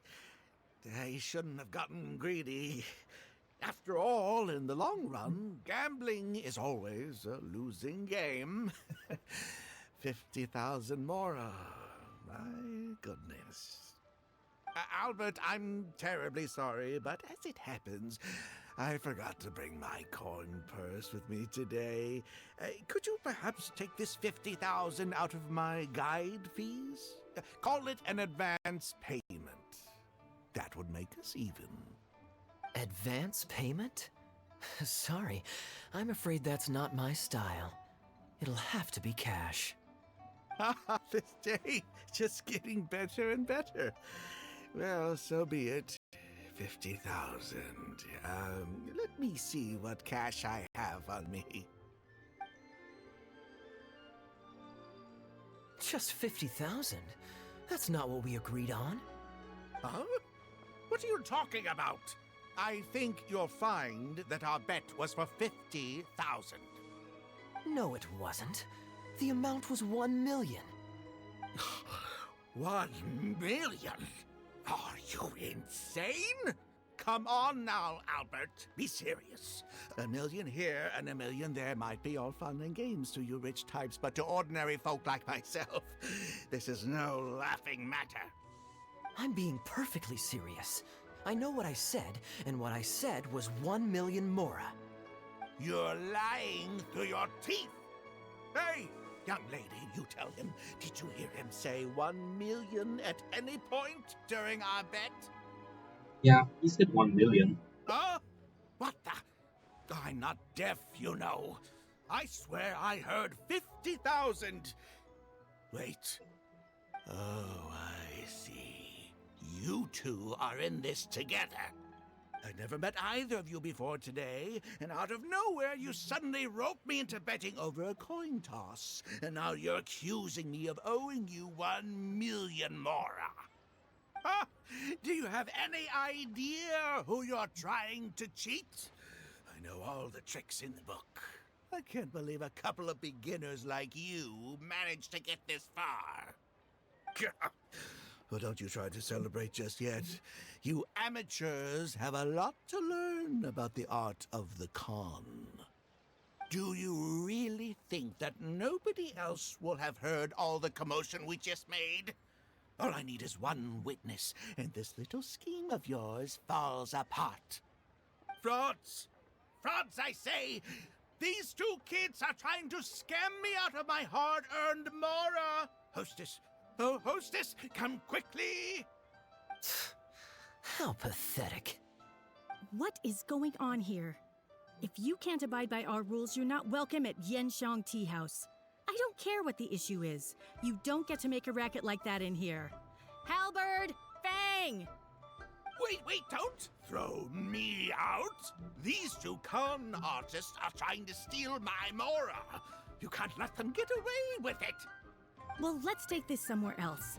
I don't want any of you disturbing the other guests.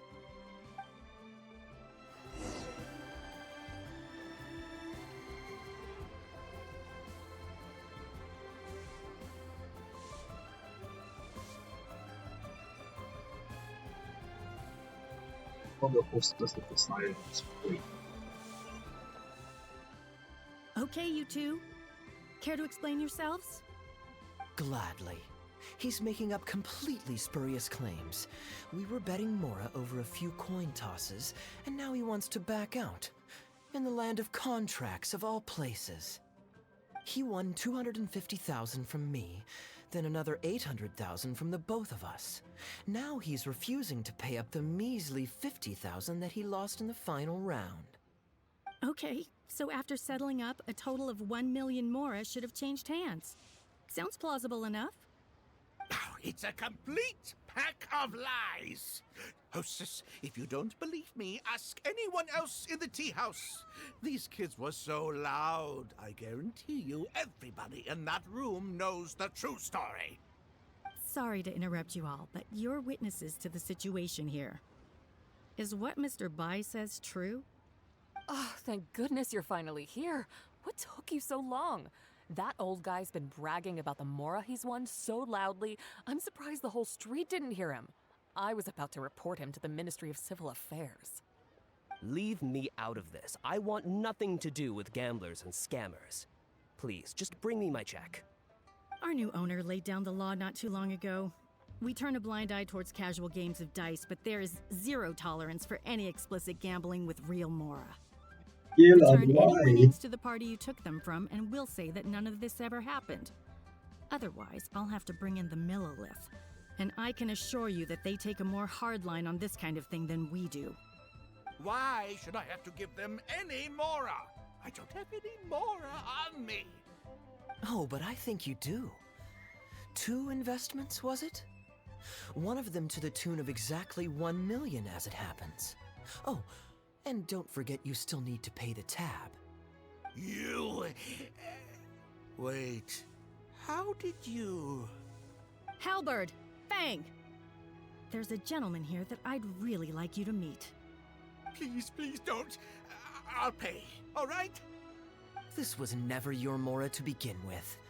We'll be returning it to its rightful owner now. Damn, Kaeya. Damn. We can't have this discussion in front of the other customers. Please, step outside.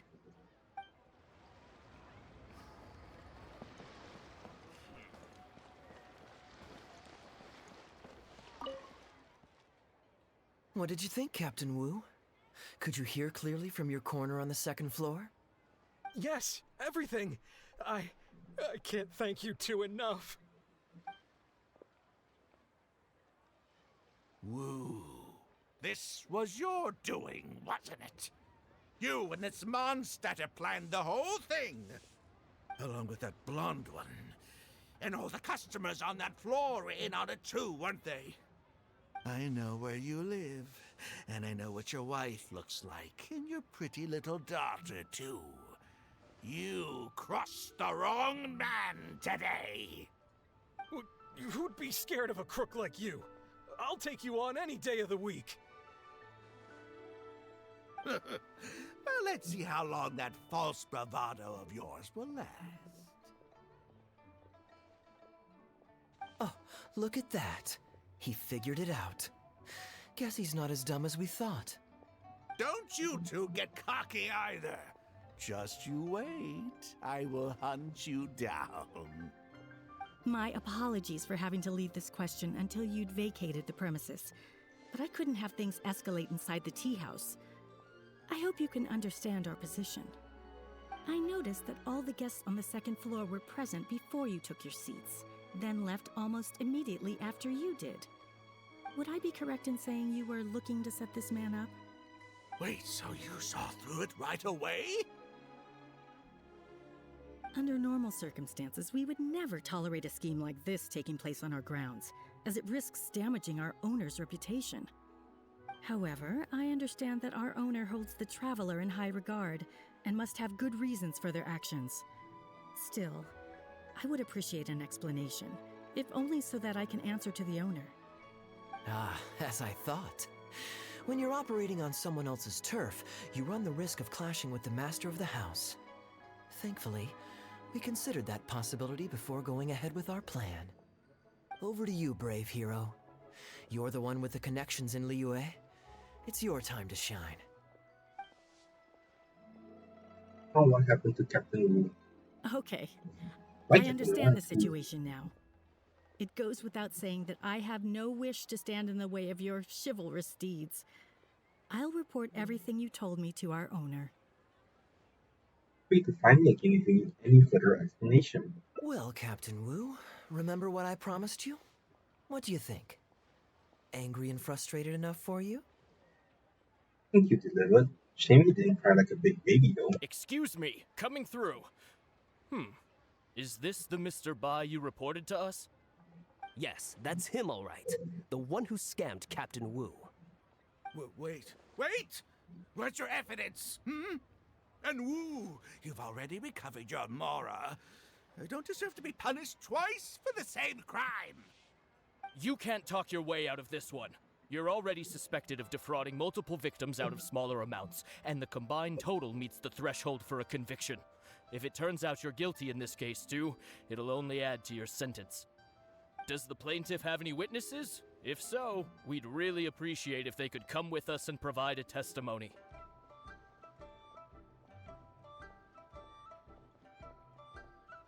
Yes, sir, I'm happy to give a testimony. You got tangled up in this too, huh? In that case, please come with me. Your witness statements will play a crucial role in helping to move this case forward. Don't worry, we won't take up too much of your time. And you, sir, can stop twiddling your thumbs. You're coming with us too. Hey, keep your hands off me. I'll cooperate. Stop manhandling me. The leaders take the corner away. Give testimony. Thank you so much, the both of you. I really don't know how I could ever begin to repay you. Well, I have an idea. We originally came here to do some sightseeing. Anywhere you'd recommend we go before the end of our trip? Let me think. Now, where would I want to go? Hey, are either of you interested in a fishing trip? Sounds fun to me. Let's go.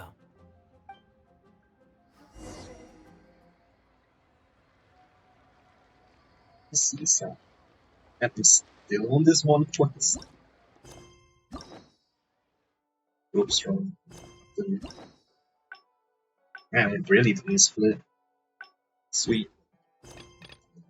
This is a very good song. Well, this much is very long and linear. Unexpected. It's pretty fun. Oh, all the way over there.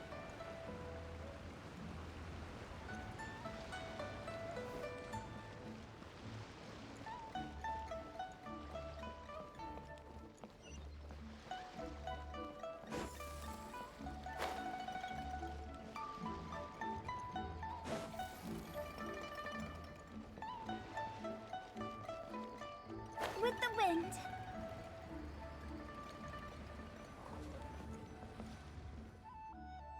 Well, this was certainly an eventful end to my trip. It wouldn't have been possible without you. Or my lucky coin, of course. I don't know who went wrong when I tossed the coin. Wouldn't be much of a lucky coin if it had. Besides, I already taught you how to become attuned to it. You still need some practice to master the technique, but luckily it decided to play nice and spare us any more complications. What do you control it anyway? A better question to ask might be, what do I do to make this coin happy to work with me and show me whichever side I wish? My answer would be that I tell the coin a joke every time I toss it into the air. If it finds my joke funny, then it cooperates with me. Of course, this whole arrangement hinges on a pre-existing amount of trust between the two of us. I can't just get any strange coins to listen to me.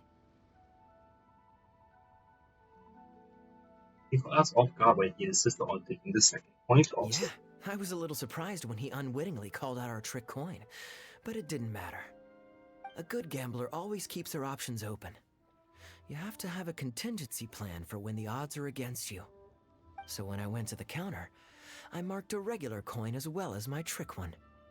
That safely avoided any risk of him finding out about the trick coin. But it also meant that we wouldn't be able to control the result of that round. But hey, what does it matter? The fact that he made things a little more challenging only made it all the more exciting to watch him slowly but surely fall into our trap. Especially listening to him warn us about the possibility of a rigged coin right as we were scamming him. That was my favorite part. As long as I chose the same bet as him, and you bet the opposite to me, it was always going to end up with him paying. Unless, of course, he'd had some other tricks up his sleeve that we hadn't thought of. Then things would have gotten really interesting. You two are genuinely the smartest people I've ever met. I'm no intellectual, so I would never have been able to come up with a plan like this. Even when you described it to me, I only understood parts of it.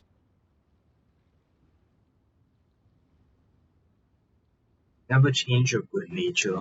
Well, I may not be the smartest guy around, but one thing I do know is this. One should always return tenfold the help that they've received from others. We were just ordinary acquaintances. You had no reason to help me as much as you did. If there's anything I can ever do for you in the future, anything at all, please let me know. You can always count on me. I guarantee it. Oh? You seem agitated. Are you worried about owing me yet another favor? There are two kinds of people who owe me favors. One is my friends, and the other my informants. My informants have to fulfill whatever requests I make of them, no questions asked. The question is, which kind of person do you want to be? Ah, and you're torn again. Too afraid to ask to be my friend, but also daunted by the dangers inherent in becoming my informant. Well, it's okay, because I just thought of a fun and easy way to get us out of this impasse. Let's do a coin toss. This is the regular coin I prepared for the contingency plan when I was borrowing a pen from the bar. Not the lucky one that does what I tell it to.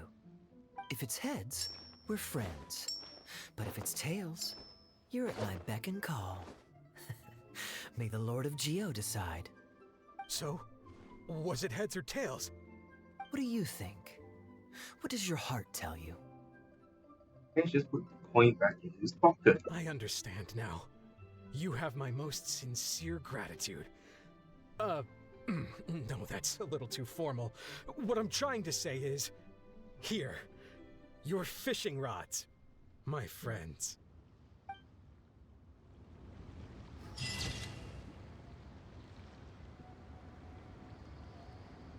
You want to be my informant or my friend? Aw, okay. Review invitation. So this path is weird. Let's go Memento now. One client, two Return to clients. monster. Wow.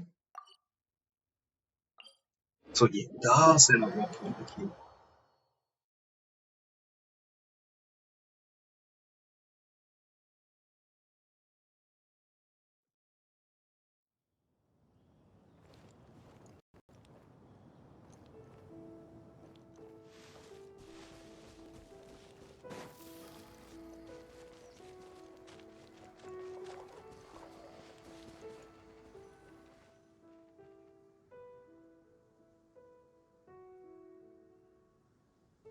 Look, Mondstadt's windmills.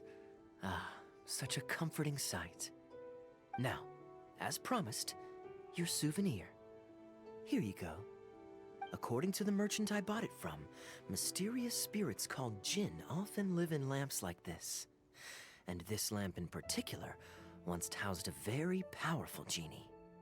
Merchants love to exaggerate to help make a sale, but it's still quite the pretty little lamp. I know you like rare things, so perhaps you can add this to your collection. Of course, you can also use it as an ordinary pot.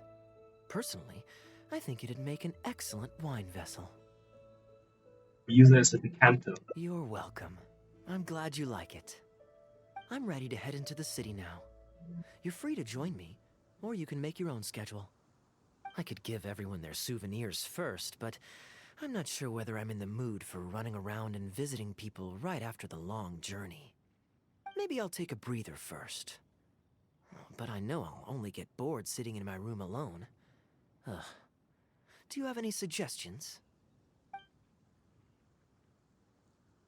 We can chill out together so we can relax without getting bored. I'm honored to have such a caring friend. Let's go to the plaza in front of the cathedral. We can listen to the bards playing or feed the pigeons. After so long in Sumeru, I've begun to miss that slow-paced and relaxed atmosphere. There's no rush. We can take our time and stroll on over.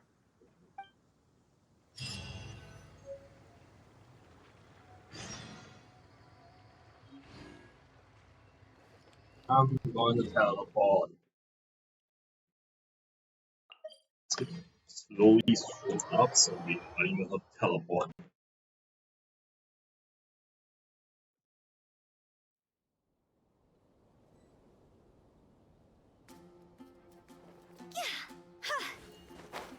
That was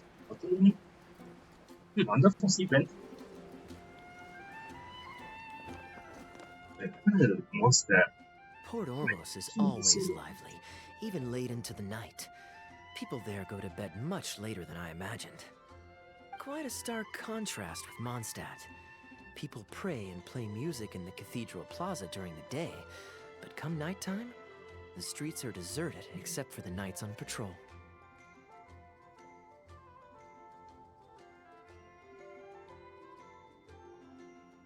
Life's not beautiful. Good question. Life in Sumeru is never dull. Last time I was out drinking on the street at night, some passing mercenaries invited me to dance. Although, I did learn later that that kind of thing is highly unusual even there. They must have been in a very good mood that night. They taught me a lot of songs that they usually sing during feasts. It really was a fun night. But be that as it may, I think I'm more suited to the free and easy life in Mondstadt. Simple, honest folks like me, we don't need much to be content.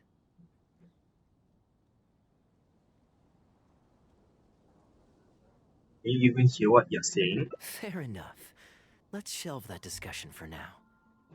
Have you ever had a chance to hear the cathedral choir before?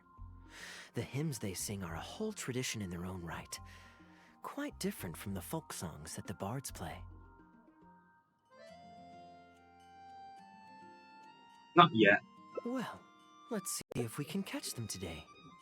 Sister Grace is right there, so we can ask her about the choir's schedule.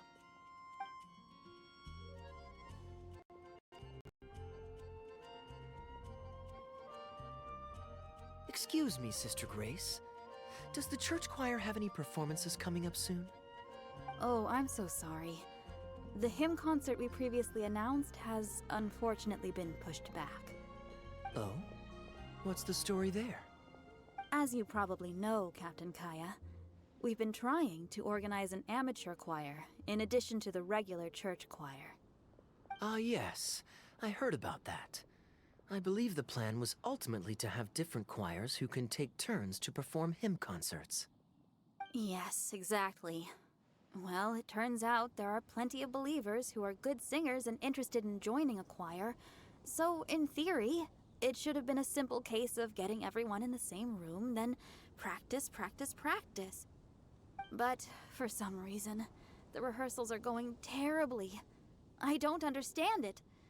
Everyone in the choir has a basic level of musical literacy, but they sound awful together. It's like everyone's trying to do their own thing. There's no group harmony. Maybe I'm just not musically gifted enough to give them the guidance they need. Captain Kaeya, I know you like listening to hymns. How good is your understanding of vocal music? Me? Music is far from my forte. But if you need some help, then don't worry. I know an expert who's more than up to the task. Thank you so much, Captain Kaeya. Having some expert guidance will definitely be a great help. I'm sure you've figured out who this expert is already.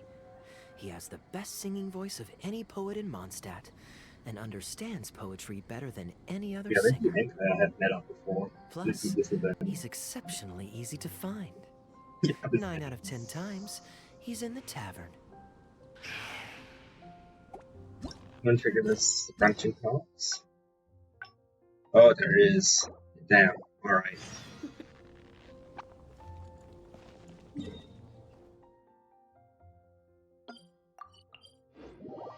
You're checking what's back there.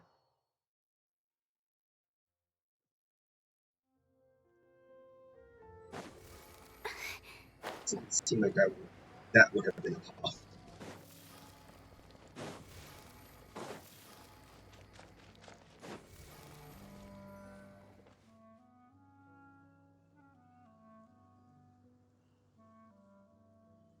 Look, Mondstadt's windmills. Now, as according to the merchant merchants love. I know you like rare things, so perhaps you can. You're welcome. I'm ready to head into the. I could give everyone their soup. Maybe I'll take a breather first. But I know I'll only get bored sitting in my room alone. Ugh. Do you have any suggestions? For the souvenir giving, so you have some company. Yes, I suppose. Okay, souvenir run it is. They're mostly people you know, so it'll be a chance for you to say hi to some people you haven't seen in a while. Let's start by going to the Knights of Favonius headquarters. Jean and Lisa will definitely be there, and with any luck, we might run into a few others too. Okay, that's definitely the Yep, ordinary day for the Knights of Favonius. Same teleport point.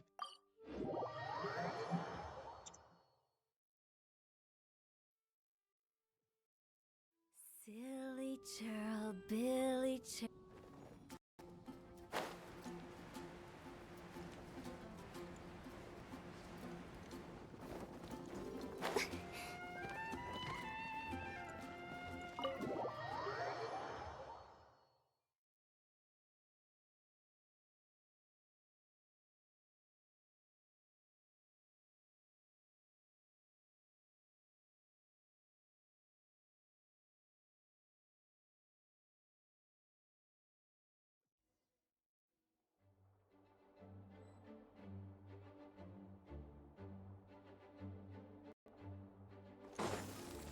Let's go.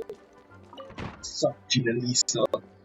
Finally meeting other playable characters.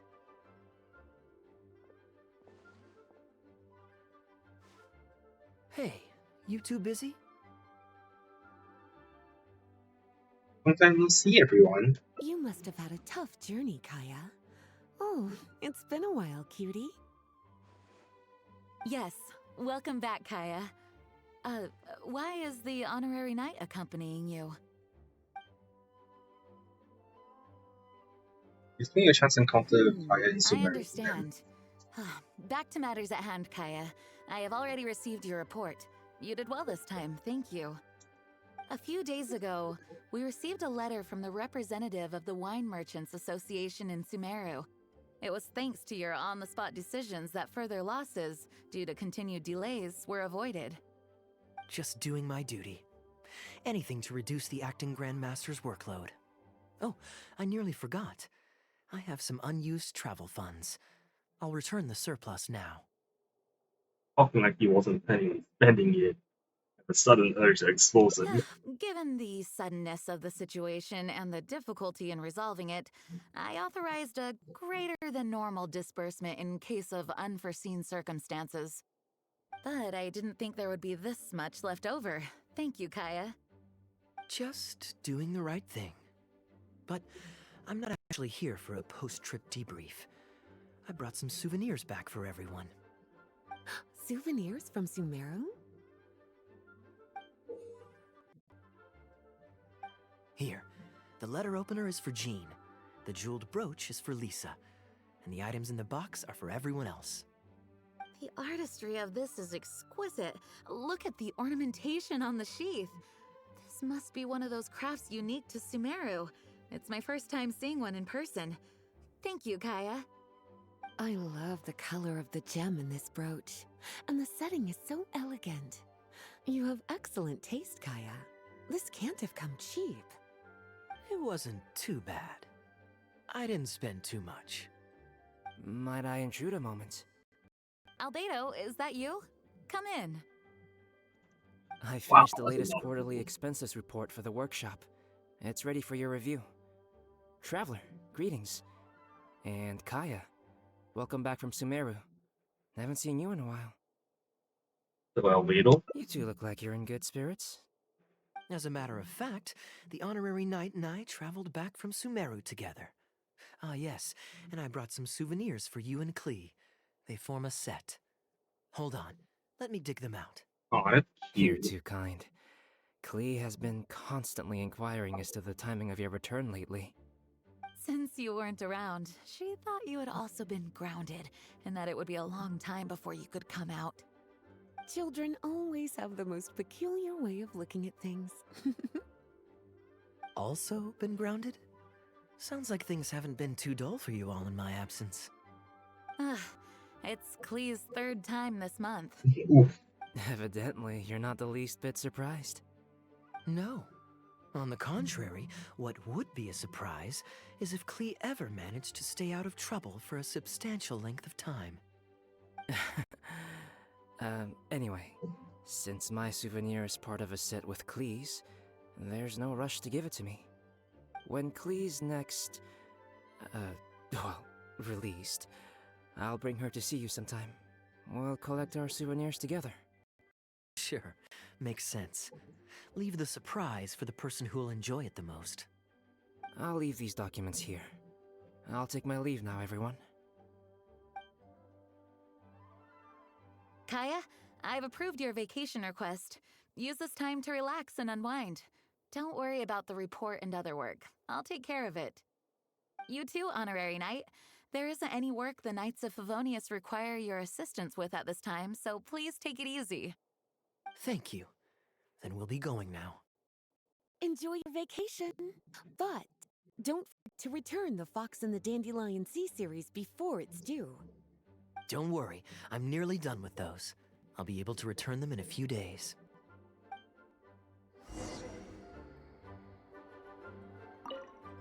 Kaeya is just as thoughtful as always.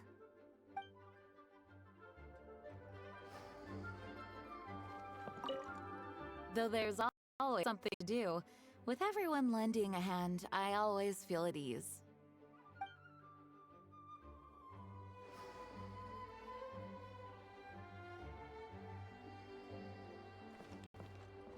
Oh no, I'll be. Alright, go to the end.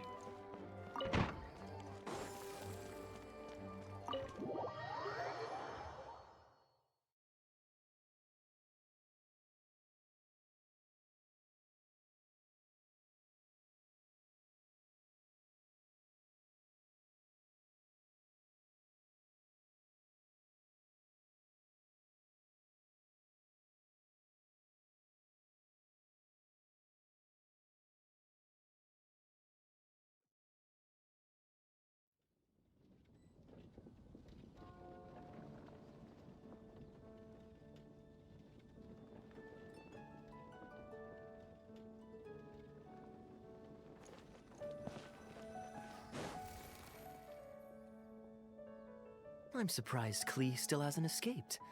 I taught her a few tricks just before I left. Oh. Why are you smirking? Kids will always have their moments of mischief. But to be able to grow up without a worry or care in the world is something truly precious. Well, now that all the gifts for the Knights of Favonius are with Jean, next up is... Ooh, how about we visit the Dawn Winery under the pretext of delivering souvenirs and try to score some free wine? It's been a long time since I last saw everyone there. Plus, it'll be the perfect time to treat you to some of their newest brews. D-Luke should be there tomorrow since he has business to deal with. But then there's nothing scheduled for the day after tomorrow, so perhaps it'll be easier to get free wine then. What do you think? When should we go? The day after Great. tomorrow. Then it's settled. Let's meet the day after tomorrow at the front entrance of the Dawn Winery. I'll buy you this gives a brunch.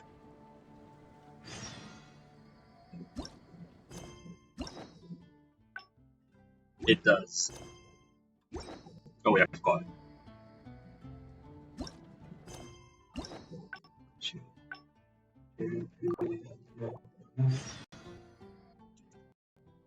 I'm surprised Klee still hasn't escaped.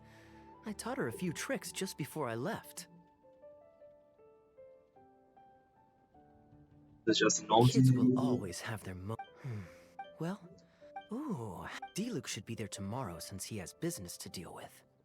But then there's nothing scheduled for the day after tomorrow, so perhaps it'll be easier to get free wine then. What do you think? When should we go? Tomorrow. That works. Then I guess we'll see D-Luke. Let's meet at the front entrance of the Dawn Winery tomorrow.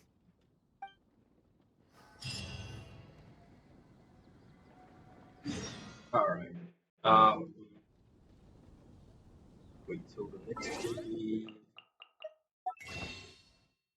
That's the next day.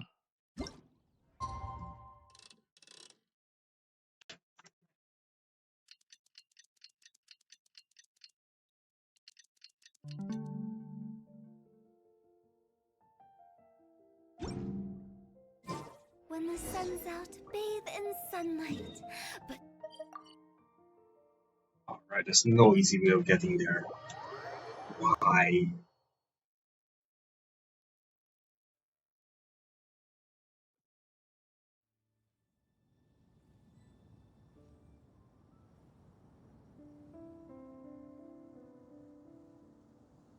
wanna come over for tea?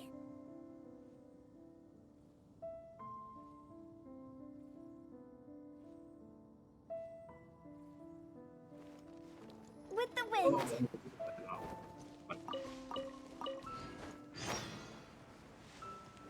Go away, Lynn. I don't want to help you. I have helped you.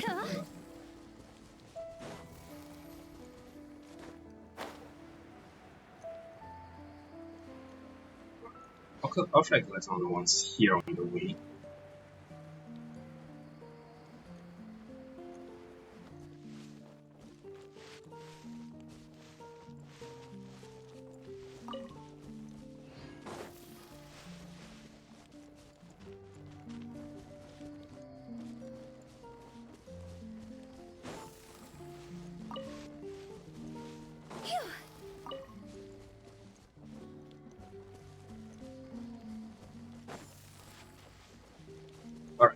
And there's a few more, but what the hell.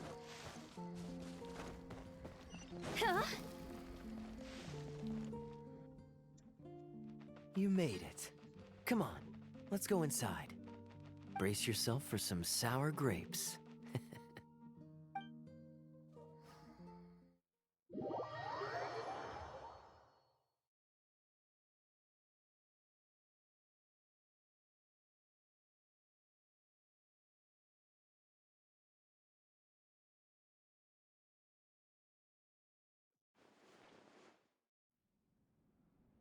If you're not feeling well, then let me go this time.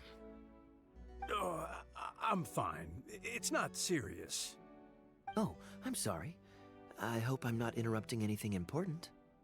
What are you doing here today? And I see you've brought a +1.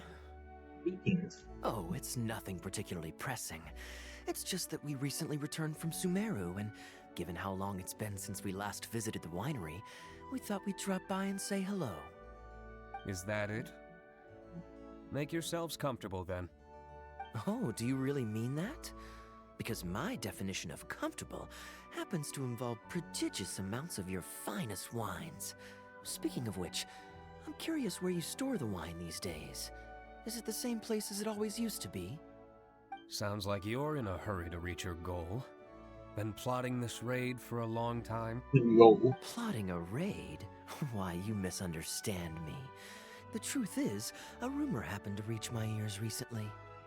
My informants tell me that last month, the Dawn Winery spent a large sum of mora on 2 bottles of limited edition Northland Valberry liquor.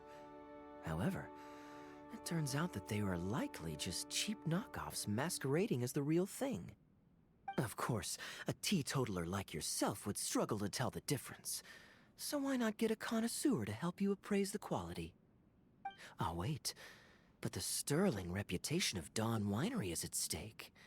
Why, if you really purchased bootleg liquor, that would be scandalous. Better to have unknown and insignificant alcohol aficionados do the taste test for you, to prevent word getting out. Quite the story. You used that one last year. Got anything else? What? Really? I totally forgot. In that case, how about the principle of reciprocity? This is for you. I bought it for you in Sumeru, and it cost a veritable mountain of mora. I do everything you can to get wine. Thanks. Put it on the table. That's it? No comment whatsoever? You want a comment? Okay then. This thing is very in line with your unique aesthetic tastes. Much like that vase over there. Elzer, fetch a bottle of this year's newest batch from the warehouse, or else someone will keep blathering on with endless excuses. One moment, Master Kaeya. I shall fetch it immediately. What's wrong, Elzer? Are you okay?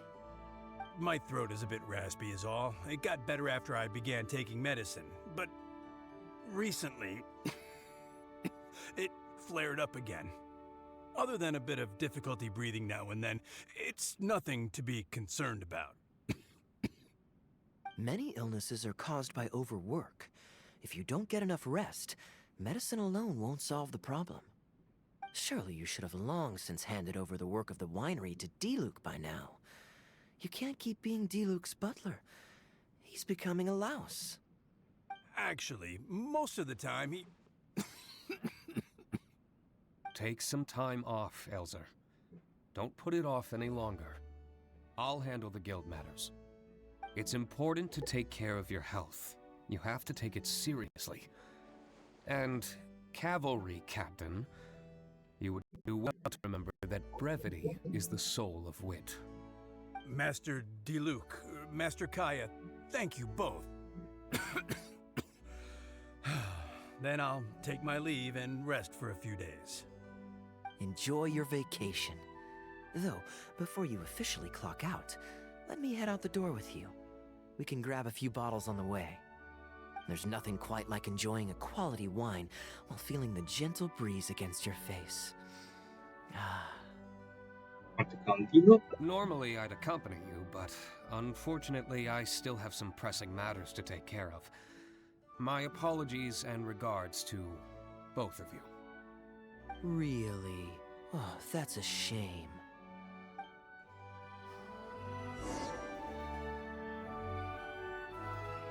I check box. Okay, good.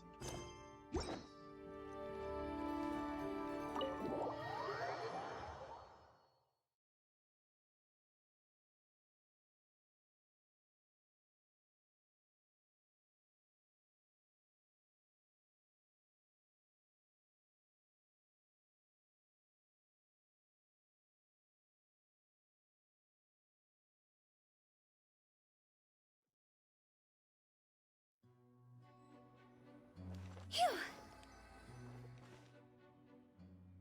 I asked Connor to select a bottle of our best. He'll bring it by shortly. You asked Connor? He hasn't seen you in a while. He's just happy to be able to do this for you. Considerate as ever. Ah, Elzer, I also brought you a gift. Here, this belt buckle's for you. Such artistry. Thank you very much indeed. I'll put it on as soon as I get home. Glad you like it. Go on, enjoy your time off. And don't forget to see a doctor. Very well, Master Kaeya. I'll be taking my leave now. Where is Mondstadt's medical sector? Elzer is a good You guy, know and DS he's very responsible. Sumerus. But with 1,000 different things to worry about each day, That doesn't really have that that same medical sense of sector. responsibility wears him down. Master Kaeya, your wine and an apple cider for your friend. All freshly Oh man, fermented it's not this like a year. traveler dream. Please, Even after all have a this taste. lol. Traveler, this one's for you. Thank you. Oh, very clear. And a full-bodied aroma. That's rather nice. Isn't it? This one's a little on the sweeter side, but I can go grab a dry one if you'd prefer. No need. Sweet is just fine. Let's drink one together. Don't mind if I do. I haven't caught up with you like this in a long time. We used to always pour the first glass for you when cracking open a new barrel. With you gone these past few years, I've had to drink it for you. Well, since it wasn't me harvesting the grapes, de-stemming, or crushing them, it's much more fitting that you should take the first taste. De-stemming? It's an important step in the winemaking process.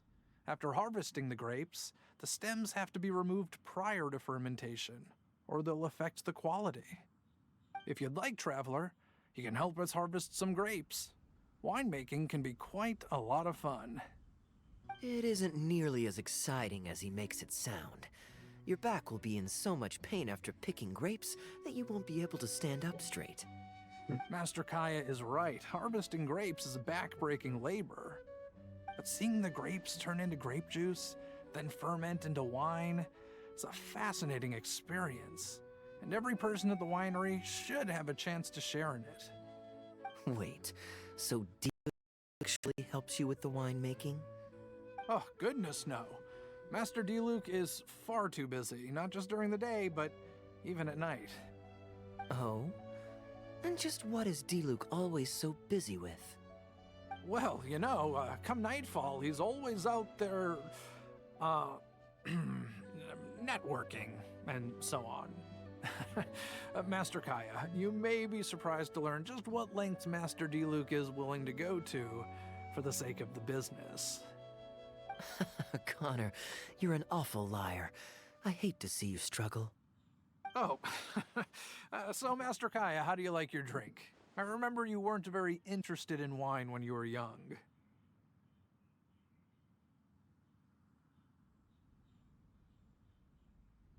That was the least natural seg in conversational history. Honor almost exposed the Dark Knight hero. That was because the adults said children weren't allowed even a drop.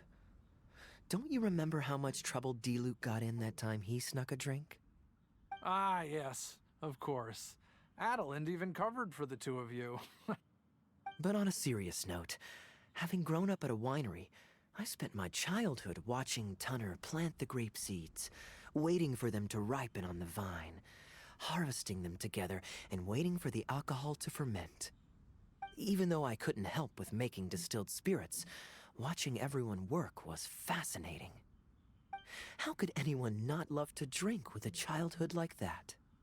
So, let us raise a glass to wine itself, and in thanks to the gracious hospitality you've shown us today.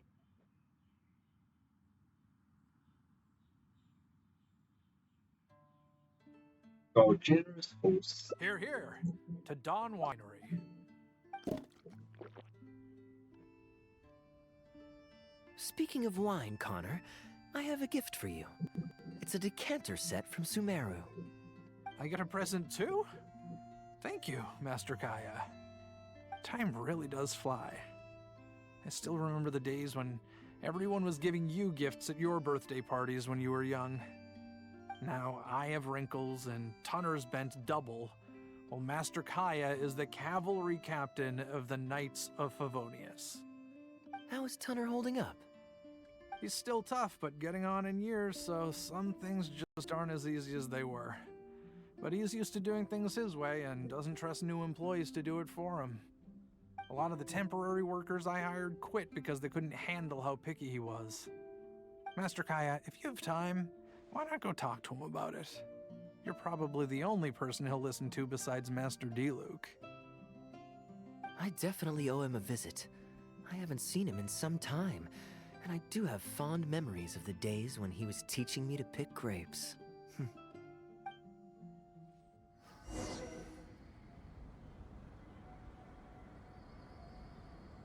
This direction.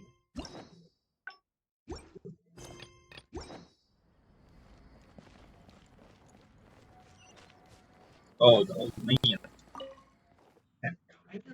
Busy day today, Tunner? Oh, Master Kaeya, you're back. No, I'm not at all busy. I just spend my hours watching the grapes growing on the vine. They're growing wonderfully this year. A few rows are almost ripe. We've already begun harvesting them these past few days, so that'll keep me occupied. Sit, sit. After we're done picking, I'll bring a few bunches over for you to try. No need. We were just drinking with Connor, and our stomachs are so full of wine that we couldn't eat a bite. What about your friend? Doesn't she want to try? I'm not hungry. Thank you. Allow me to introduce the honorary knight of the Knights of Favonius. Ah, the honorary knight in the flesh. There are so many talented people in the Knights of Favonius. You all have bright futures ahead of you. Harvesting grapes is hard work. Let me help you. Do you still remember how I used to help out when we were short-handed? I believe I do. In that case, I'm counting on you.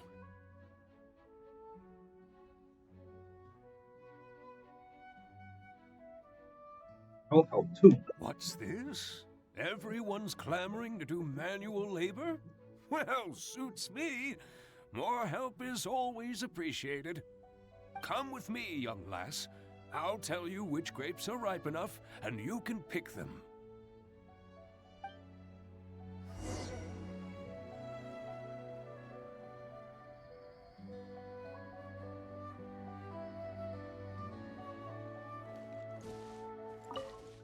Happy to have another helper. Now, let's go pick some grapes.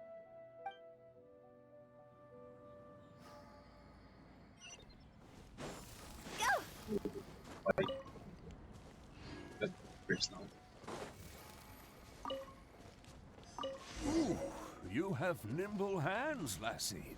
Master Kaeya wasn't nearly so careful when he was young. He mangled so many his first time. What a waste. Fortunately, the young master has a good head on his shoulders. Didn't take long for him to get up to speed. And now he's turned into such an outstanding young man, polite and kind. If I had a son as exceptional as Kaeya, oh, I would be the happiest man in Mondstadt.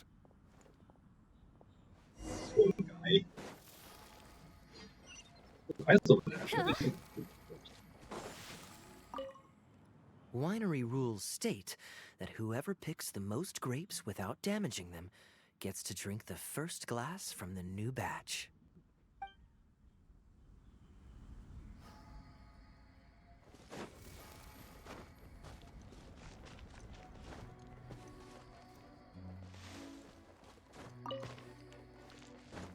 There's a few more rows of grapes up ahead. Let's finish picking them together. Careful not to damage the grapes when you pinch the stem.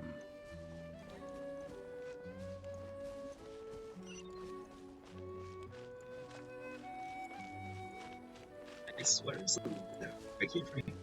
These grapes look excellent. You're a fast learner.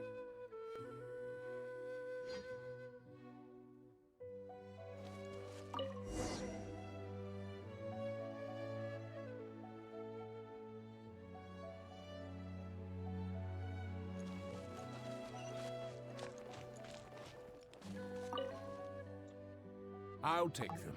Good job. Master Kaeya left the winery and moved to Mondstadt.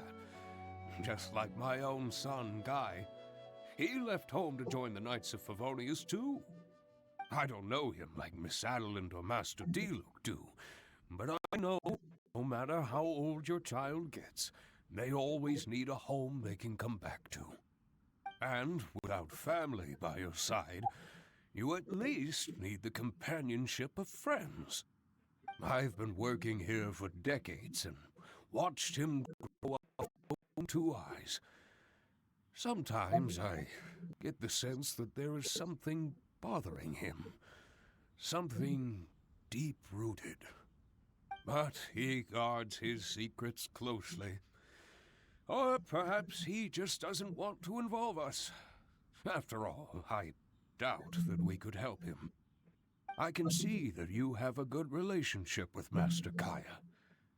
Please look after him. He's very dear to us.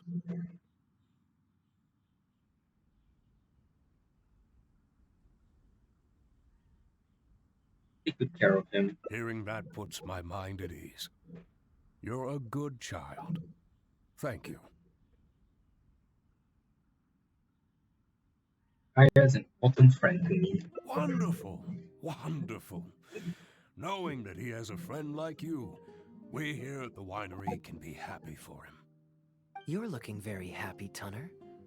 Was the traveler telling you some jokes? No jokes. I've received a letter from my son, Guy. He's really going places. I'm so delighted. Master Kaeya, honorary knight. My eyesight is fading in my old age. Could you read it out for me? Of course. Thank you both.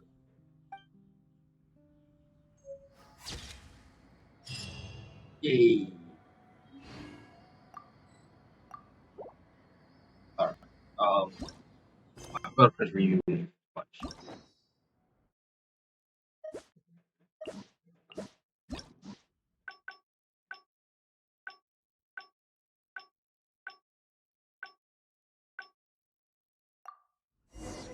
Silly. All the way 2 whole days.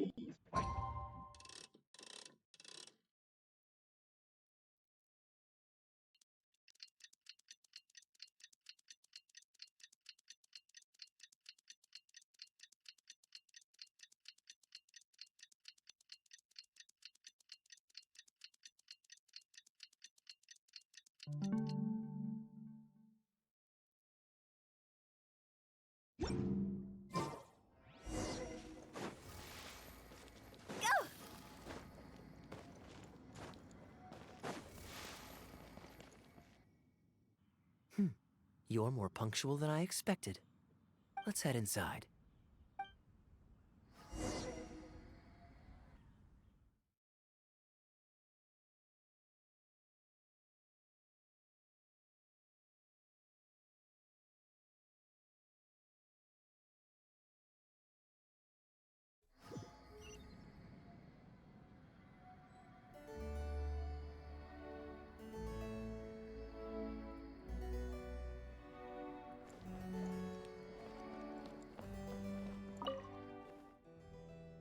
Master Kaeya? And the Traveler? Welcome, welcome. Please, come in. I'll fetch you both something to drink. Long time no see, Elzer. Yes, it's been a while, hasn't it? So what brings you back to the winery this... Sorry. Is there anything I can do for you? No need to be so formal. I just returned from Sumeru and dropped by to see you all. Ah, what a pity. Master Diluc went out to handle business last night and hasn't returned yet. Never mind. The main thing is that you and Adeline are here. Oh, speaking of Adeline, where is she? She's taking some time off. She was busy cleaning yesterday and finally has a bit of time to herself. Perfect. I brought some gifts for you both. Here, this belt buckle is for you. My goodness, it's exquisite. Thank you, Master Kaeya. I'll treasure it. Would you like anything to drink? We recently finished making a new batch of dandelion wine. Well, what perfect timing. I was just wondering how this year's batch was coming along. Let me fetch a barrel and have someone deliver it to the Knights of Favonius headquarters for you. Oh, I won't be needing an entire barrel. A couple of bottles will be more than sufficient. Else Diluc might say I came here to beg. Oh, Master Diluc might grumble, but he doesn't mean it. Anyway, let me fix you both a drink. Much obliged. Then I'll have a glass of dandelion wine and a glass of cider lake for her, if you please. Cider lake? Am I drinking lake water? The name is not that literal. It is a drink with virtually no alcoholic content, as Master Kaeya will be aware. I'll prepare them now. Please, wait a moment. Of course my drink is non-alcoholic. Don't know what I was expecting. Never mind, I'm used to it already. Strictly speaking, that's not entirely true. Cider Lake does have a tiny amount of alcohol in it. Please, enjoy. Try the cider lake with Elzara mix. It's quite sweet and very tasty. Pleased you liked it. Looks like my bartending skills haven't faded with age. How have you been recently? Is the winery's business doing well? To tell you the truth, we've had our work cut out for us recently trying to fulfill some major orders. Things have only just started to quiet down over the last couple of days. So, you've had no time off lately? Master Diluc was concerned about the same thing. But with him being out on business for a few days, who would take care of business and the guests if I were to take time off? Maybe some other time. At least take half a day to see a doctor and make sure you're okay. If your condition worsens, Diluc will never forgive himself. You make a fair point. If you're worried about having someone to handle the winery, why not leave it to me? I'm familiar enough with your responsibilities to cover for you for a while. Master Kaeya, Please, come back to the winery more often. We all miss you very much. All right. No need for that kind of talk. Come on, I'll see you out.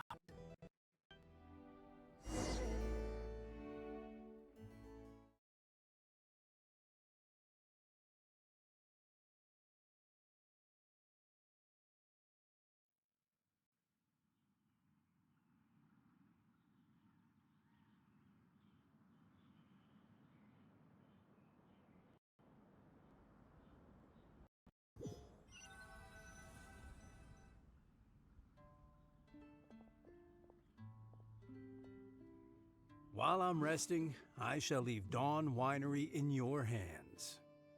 Don't worry, I'm not going anywhere. Rest easy, and go see the doctor. I was in charge? You gonna Such great weather today. A calm breeze and delicious wine. This is quite the treat. Though, it's a pity this batch seems a bit bland. How about I go to the wine locker and fetch one from the reserve collection? I remember it's on the second floor.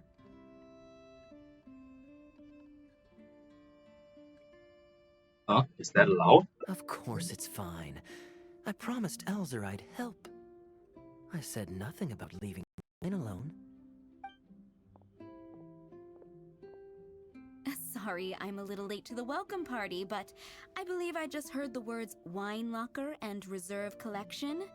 Planning on pilfering a bottle of reserve, Master Kaeya? The reserve collection is reserved for a reason, you know. You should at least run it past Master Diluc first. Oh, Adeland, surely you misheard. We were simply taking a walk around the house. I see. Anyway, what brings you and the traveler to the winery today? We just returned from Sumeru. It's been a while, so I thought we might drop by and say hello. And perhaps enjoy a complimentary drink while we're here. Surely you wouldn't object, Adeland. How could I object? We're simply happy that you've come back to see us. Oh, Adeland, I also brought some gifts for you all. This bottle of essential oil is for you. If you rub it on your hands when it gets cold, your skin won't crack. Oh my! I can't believe you remembered something like that. Of course I remember. You always took such good care of me when I fell sick as a child. In comparison, this is nothing. You're all grown up now, and you don't get sick nearly as easily. You don't need me to look after you anymore. True, I don't get sick as much. But speaking of being looked after, when I was in Sumeru, I did find myself and my stomach missing your cooking so terribly. Oh, are you hungry? Would you like to eat something? You too, traveler. Please tell me if there's anything you'd like to eat. Well, now that you mention it, I do actually feel a bit peckish. Steak? Oh, yes. A nice steak would really hit the spot. Fragrant cedarwood grilled, medium, vegetables on the side? Yes, just like you always used to make. Thank you kindly, Adeland. My pleasure. Traveler, I'm sorry I'm not familiar with your preferences. Would you like to come with me and select a few dishes?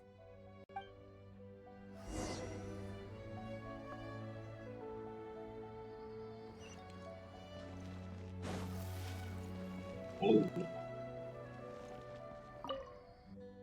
Grilling the steak over fragrant cedarwood infuses it with more flavor than pan-frying it.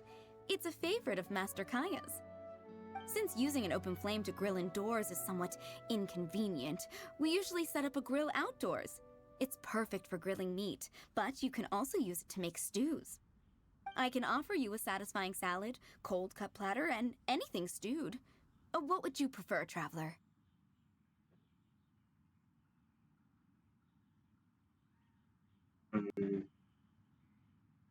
Let's get a sticky honey roast. Okay, right away. Master Kaeya really likes stewed vegetables, but it takes the most time. So I'll start making that first, and then prepare your meal once that's underway.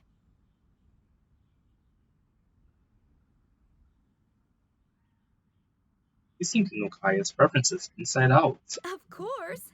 I looked after him and Master Diluc when they were growing up. He wasn't always such a complicated character. He was a gentle child, polite and very sweet. Boys, huh? The gentle ones grow up to be wild, and the rambunctious ones become quiet and reserved. At least that's my experience. If there's anything you don't understand about Master Kaeya and his antics, please feel free to talk to me about it. His temperament has changed quite a lot over the years, but he still has a lot of the endearing qualities I remember.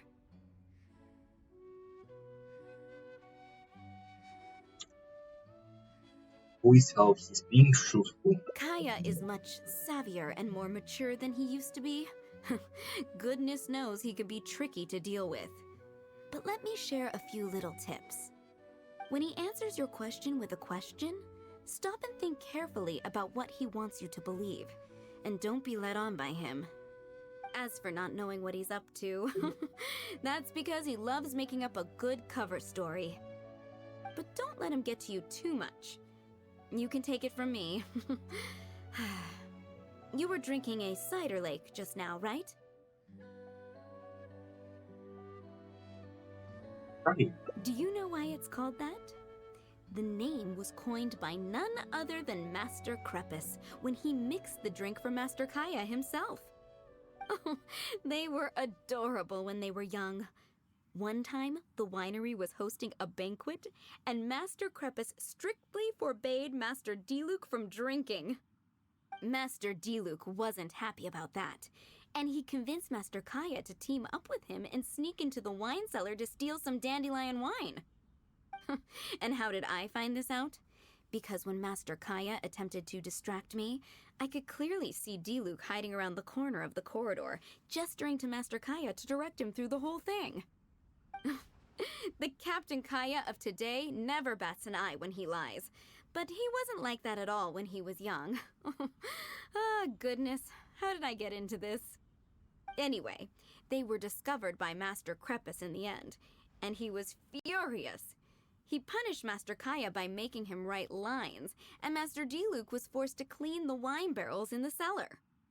Oh, The wine cellar had over a dozen large wine barrels to scrub, and Master Diluc was just a child.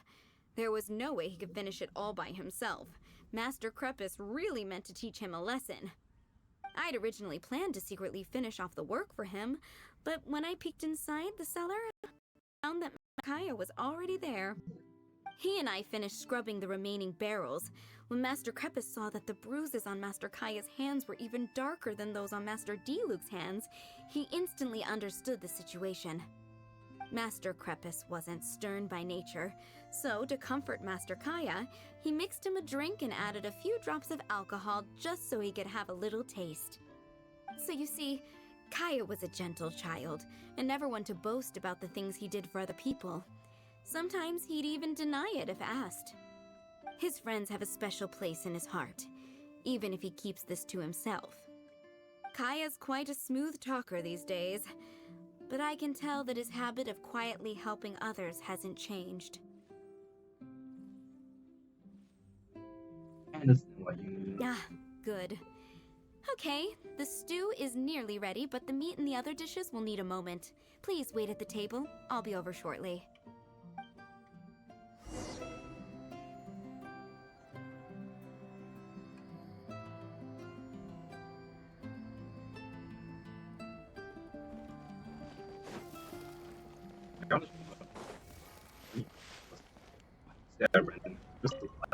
You're not worried that I can't handle it by myself, are you?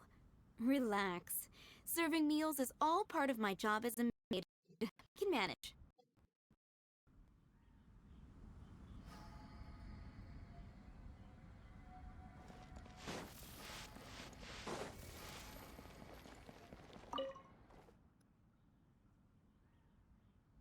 Drinking fine wine, eating Adeline's steak? Ah, now this is what I call a vacation.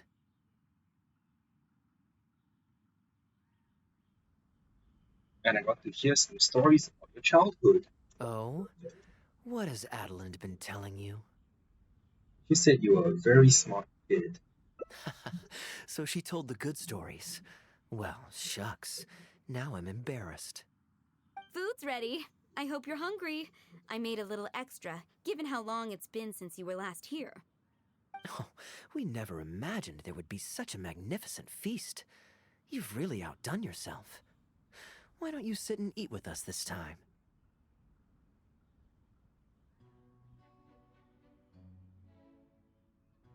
Yeah, let's eat together. If you keep chatting away, the food will get cold. I'll wait here. Please call me if you need anything. I'm afraid that just won't do, Adeline. I'm serious. We get together so rarely. Can't you bend the house rules just this once? After all, I don't live here anymore, so I'm just a regular guest. You aren't going to refuse your honored guest this small request, are you? Since it's you, Master Kaeya, I see no choice but to honor your request. I know that us sharing a meal is a sign of our close relationship, but this is technically against the rules for a maid, so please forgive me for rebuffing you at first. I didn't mean to sound rude.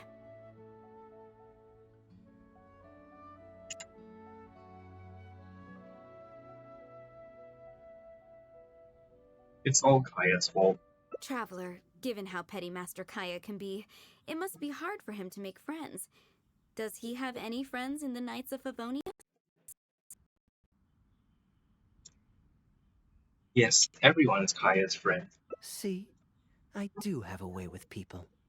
And now I have her here to back me up. Hello, everyone. Pardon me, but is this Dawn Winery? I'm Guangzhe, a guard with the Secure Transport Agency under the Leo Communications Office. Here's my card. No wonder Elzer felt so strongly about staying. He certainly wasn't kidding about how busy it is. Mr. Guangzhe, a pleasure to make your acquaintance. The pleasure is all mine. The Secure Transport Agency has worked with your fine establishment in the past, though we have only corresponded through letters. I always found it a great pity that I, the overseer of our cooperation, have never had the occasion to visit in person. Why don't we go inside to discuss the details? No doubt the conversation will flow better with some of our wines to taste. Adelant, we'll continue our discussion later. Could you fetch some apple cider for the three of us? Certainly, Master Kaeya. Please wait a moment.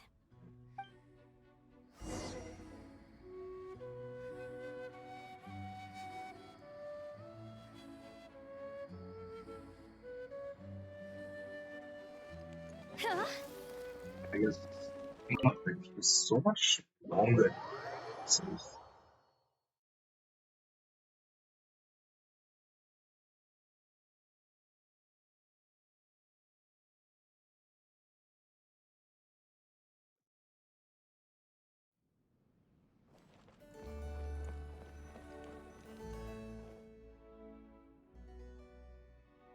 And how might I address you, sir, as well as your... Just Kaeya is fine. I'm standing in today for Elzer, who usually manages the winery's business. And this is my good friend. I'm the mean. A pleasure to meet you as well. I'm not just here today to pay a visit. I actually have an invitation for Master Diluc to cut the ribbon at a ceremony to celebrate our agency's business. Our collaboration with Dawn Winery last year was quite successful, and I was curious about your product shipment plans for the next quarter. If it's no trouble, please, also mention to Master Diluc that our agency has expanded this year, so if the winery has any additional needs, please consider us. Master Kaeya, the apple cider you requested.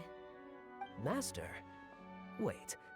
Pardon my foolishness, but might I inquire as to your relation to Dawn Winery? I'm Master Crepus's adopted son, and Master Diluc's brother.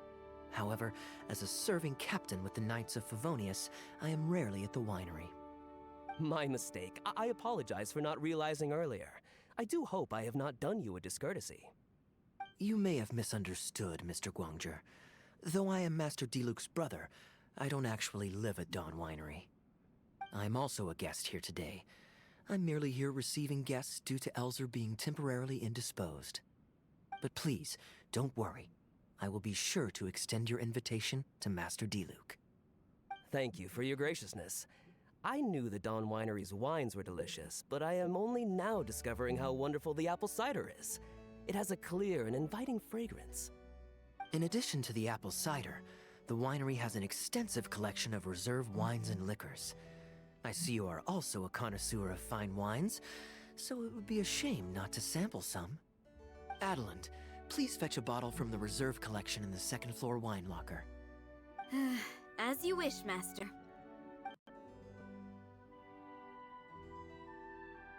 Thank you again for your most gracious hospitality. Today's trip was very fruitful. Now, allow your humble servant to take his leave. Please, it was a pleasure. Here's hoping we'll have a chance to share some more fine wines together in the future. The guest has left, Master Kaeya.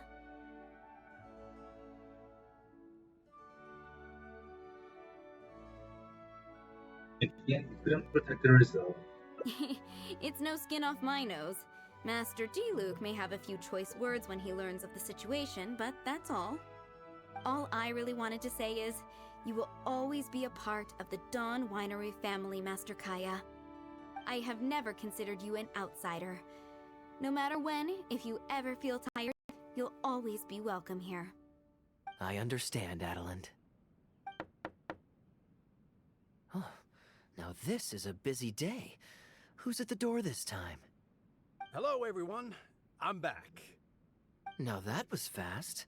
How are you feeling?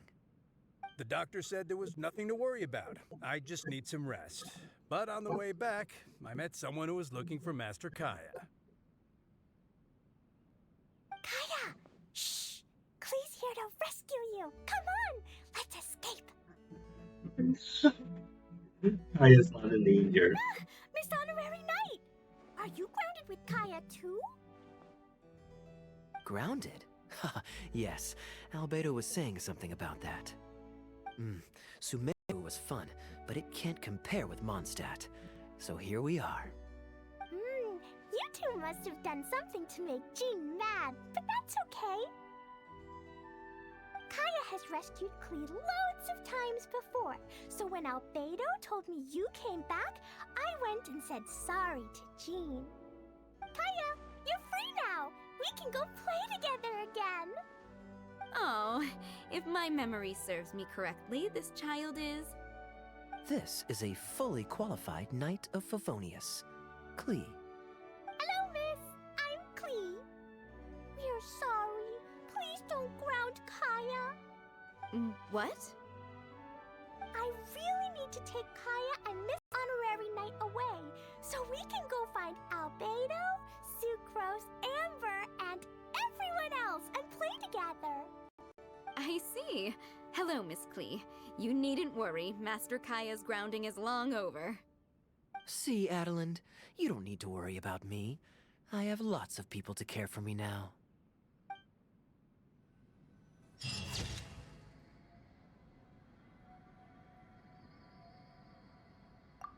All this time. That's honestly adorable. Alright, so I have 2 more endings left. One of them is here. I'll probably need to find Venti.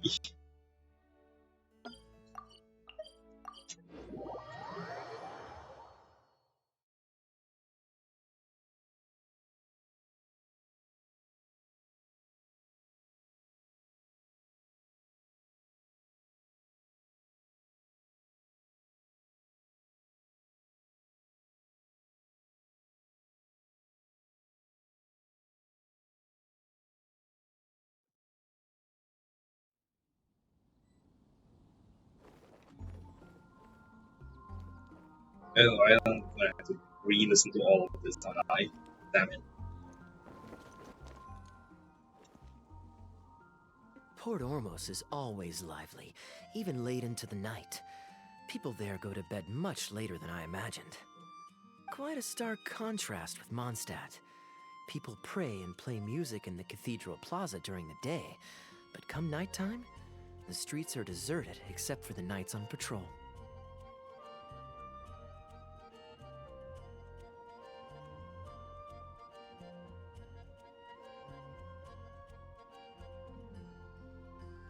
Good question. Life in although they taught me a lot. Simple, honest folks like me. Fair enough. Well.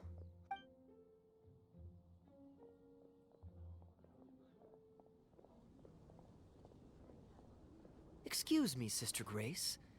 Does the church Oh, I'm so sorry. Oh? As you probably know. Yes. Yes, but for... maybe... Captain Kaeya. Me? Thank you so much. I'm sure you've figured out who this expert is already. He has the best singing voice of any poet in Mondstadt, and understands poetry better than any other singer.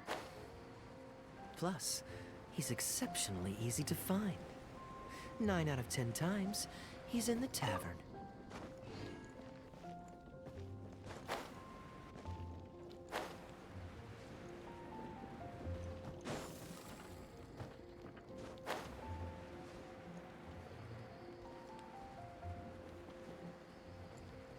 There he is. Hi, Venti.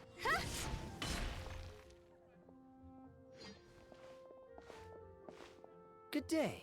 Drinking alone? I hope you don't mind us joining you.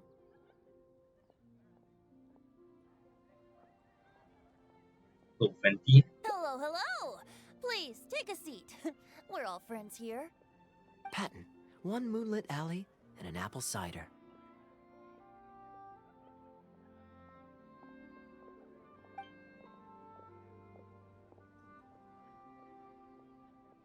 Ooh, excellent choices. Come on, let's have a toast and drain our glasses together. Here's to the time spent drinking with friends, which is more unforgettable than the drinks are delectable. Ever the poet, Professor Venti. A beautiful toast from the bard with the most. Any new songs of yours we could listen to? There's a real dearth of quality entertainment at the moment, since the cathedral's choir performance has been delayed again. Speaking of which, I trust you've heard Sister Grace's choir perform before? Of course! Though the format is a little on the formal side, they do sing quite beautifully. Very pleasant to listen to. So you'd say you enjoy listening to hymns? Let me think. Well, however it's expressed, as long as you can hear the singer's passion and joy in their voice, I consider it a phenomenal performance. Passion and joy, huh? An intriguing perspective. By this logic, I suppose Lord Barbados would also enjoy the choir's performances. Oh? And why is that? Think about it. It's only because of his patient guidance and protection that the people of Mondstadt can now sing such beautiful hymns in the cathedral. It must be quite satisfying for him to hear a joyful people lift up their voices in song. Yes, well, that's a beautiful image filled with hope. But actually, maybe Barbados himself doesn't give it so much thought. In principle, the hymns of the cathedral are dedicated to a god. But in reality, the audience are all ordinary people with very worldly concerns. So what really matters is that the people enjoy what they're listening to. If Sister Grace was able to see things that way, perhaps she wouldn't feel so distressed. Huh? Distressed? About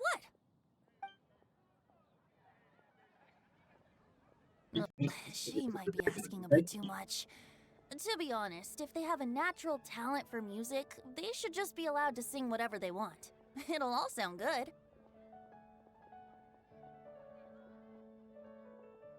Even if they aren't singing the same, even if their voices aren't in harmony? I'm pretty sure the first people to sing songs to the Anemo Archon weren't all singing the same tune.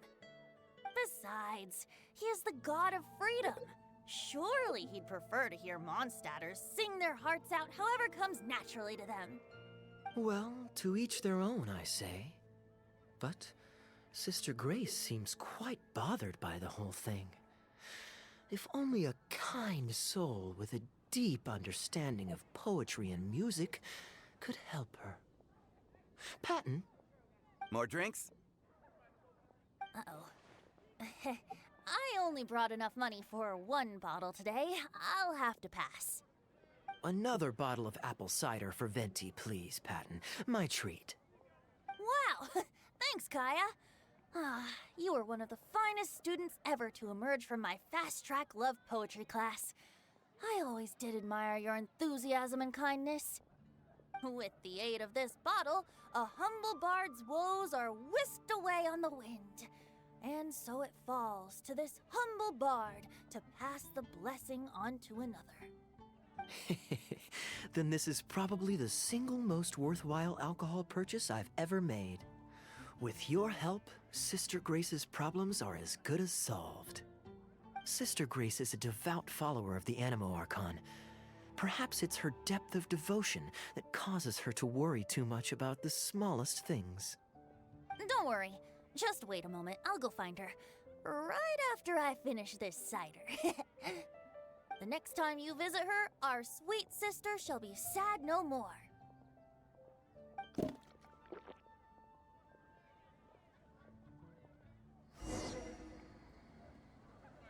Wait until the following day. Alright.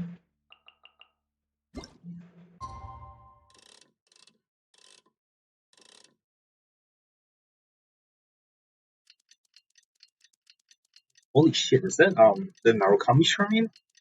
Damn.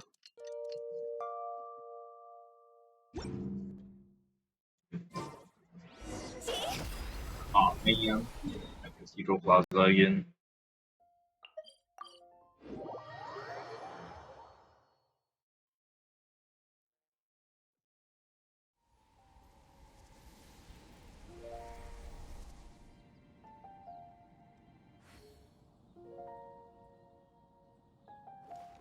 Huh?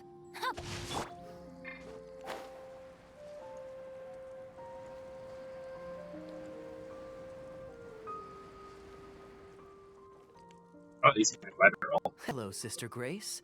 How are the rehearsals going? Captain Kaeya, your bard friend has a few suggestions that are somewhat fanciful in nature. Fanciful in the sense of not worth adopting? Is that what you mean?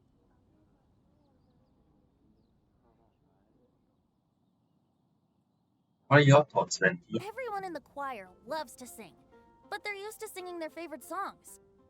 Suddenly asking them to sing in perfect harmony like a church choir with years of experience is just too difficult.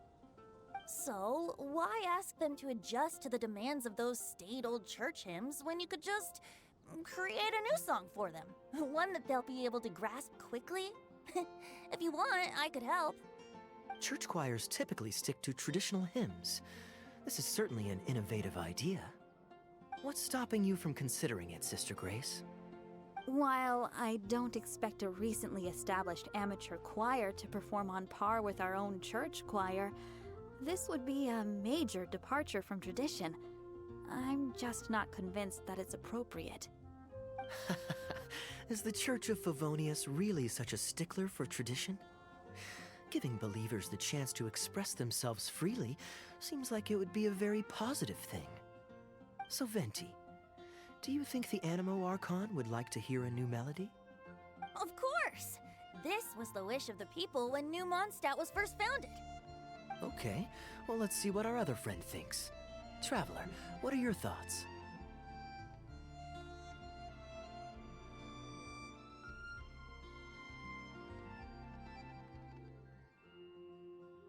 While I'm inclined to agree with Venti's understanding of Barbados. Another vote of confidence.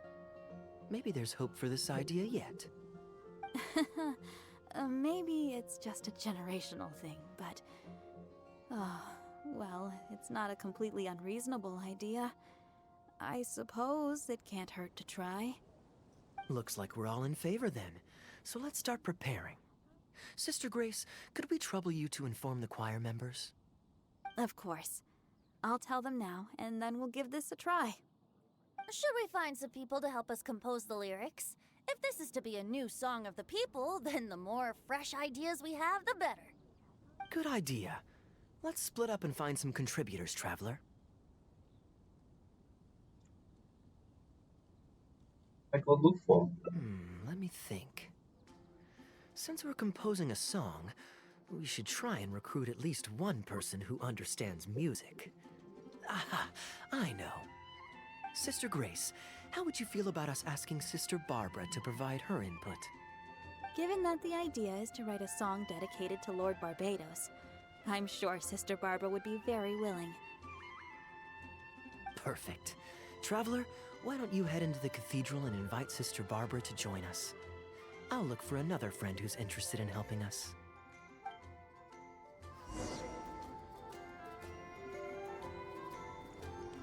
Got it! With this melody, it'll be much more expressive.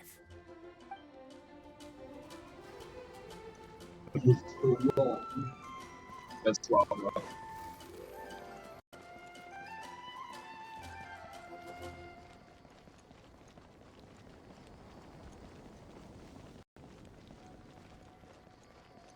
Yeah, it's not gonna enough.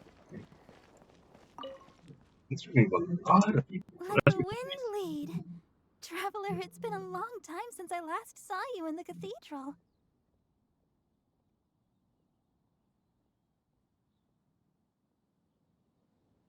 Barbara, just the person I was looking for.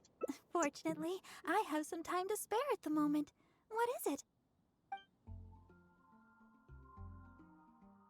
Oh, I see! What an interesting idea. The hymns we know today have been passed down to us through the ages. Very few people would ever think to create a new one. But as long as we put our hearts into it and write with reverence and devotion, perhaps our new song can become part of the tradition that is passed on and bring joy to future generations. I never imagined that the bard would come up with such an amazing suggestion. I'd really love to be a part of this.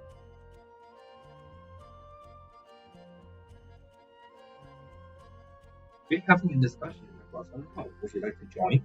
Sure. Let's go there together right now.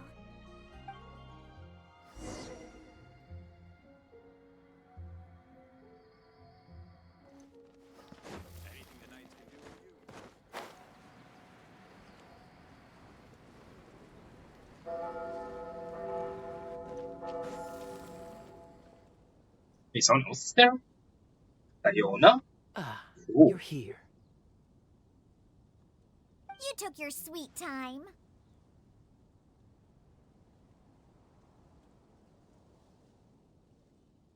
Hey, Iona. So Kaeya's helper is Iona, huh? I've seen Kaeya play Genius Invocation TCG, making up a bunch of baloney to distract his opponents. He's a trickster, plain and simple. So now, I gotta check with you guys to see if what he's saying is true. Can we really write about anything we want in this song? Even the evils of Mondstadt's wine industry? And is the choir really gonna perform it publicly? So everyone on the streets will hear it? You think she can really write about that? That's so beautiful in mind. I don't think anything's off limits. I thought it was a fun idea anyway. Then I want to write this. All Boo's hounds will be punished harshly by Lord Barbados.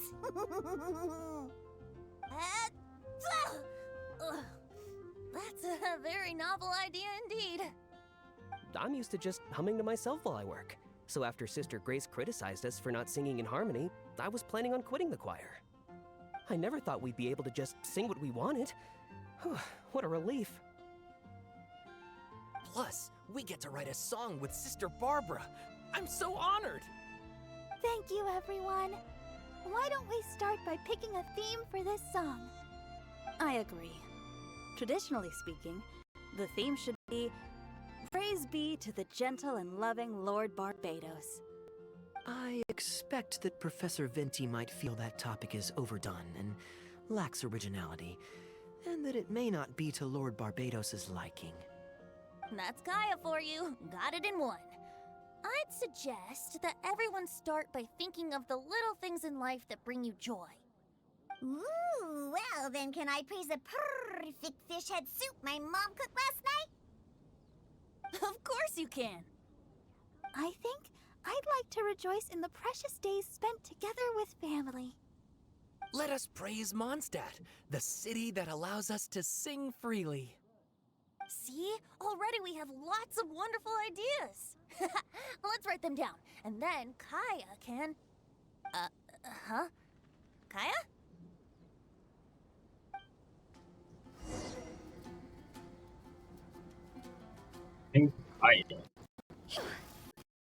Everyone else? Yeah. Okay, everyone. Write your ideas down once you've got something, and then we'll open it up for a group discussion. I think the song should express the joy of being together with family. Should I write about fish head soup or Liyue grilled fish?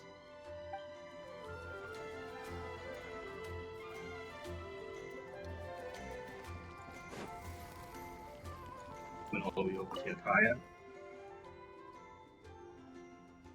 What are you doing here? Didn't want to participate in the discussions?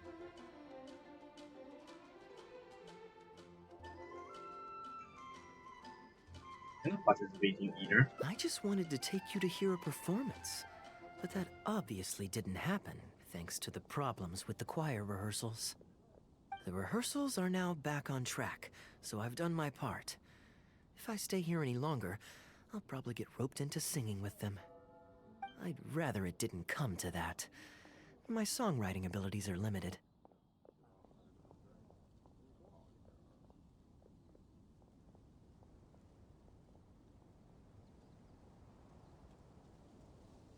Are helping all the people out when you're supposed to be kicking back and relaxing. Or perhaps this is your way of relaxing? If doing nothing but loitering on the plaza enjoying the scenery all day is the only way to relax, then I suppose I didn't get to relax. But that would get boring after a while. To me, it's more fun to wander around, see what's happening, and insert myself into interesting situations. Besides, can you be so sure I didn't have something to gain from helping Sister Grace with her choir rehearsal dilemma these past few days? Oh, I spy 2 naughty students skipping class, and they just so happen to be the very 2 who asked me to help Sister Grace in the first place. We're ready to review and discuss everyone's lyric contributions now. Hey, Why is it that you look like you're trying to run away? I still recall the teachings of Professor Venti. The Animo Archon cares not about how moving the people's songs of praise are, but rather whether or not the song comes from the heart. With so many true believers gathered together earnestly writing a song for him, I'm sure the Animo Archon is watching on and feels very satisfied. That's what a song of worship is all about. So, mission accomplished. And that's the reason you've decided to leave? Slipping away before the final verse is sung, before the poet has uttered the last line, before everything has concluded. I don't know. Something about it just resonates with me. You're just embarrassed to sing. Oh no. You've seen right through me. Wow, that was a craftily crafted speech. I almost fell for it. But to share all this with a group of friends, only to find myself one friend short before the final verse is sung, before the poet has uttered the last line, before everything has concluded, I don't know. Something about it just irritates me. If you don't want to write a poem, then let me gift you one. Nani? Abandoned to whatever fortune the cruel waters bring, bereft of control, directionless I swing. The swift currents surge, and onward I urge, through the snow and frost that fall and winter bring. Majestic waves cresting, surf roaring its tail, none but the ocean to hear as I sing. The stars in my eyes as I chart toward the horizon, that into one day from the endless dome of night I shall spring. If you are a chaser of freedom, the Animo Archon will bless you. So why not let those feelings out and sing with everyone? A boat that has come unmoored will not get lost in the night, but sail towards the dawn. A beautiful image. Of course, you don't have to believe in it, but the winds of Mondstadt will guide every lost ship back to safe harbor. Well, after a fine poem like that, it would be plain rude of me not to rejoin you.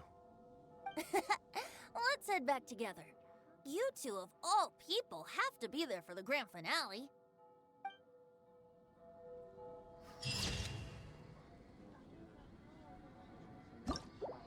Which we're going to see.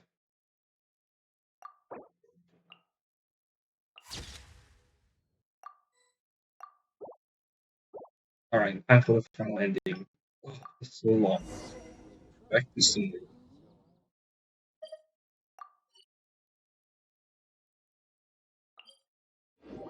Right, we'll all begin.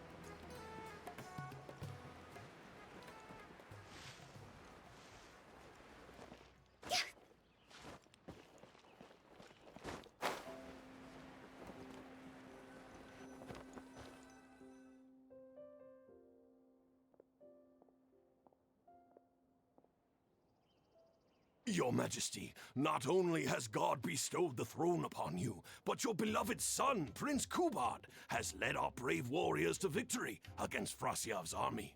His men have laid down their arms and fled. Frasyav's brazen ambition is no more. He has bowed his head and now presents to your Majesty an offering of treasures and hostages, as well as a plea for peace. My king, this battle has finally restored the dignity of our people.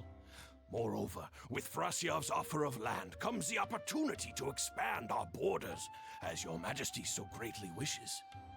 His Highness the Prince and I believe this peace settlement will be a great boon to our nation.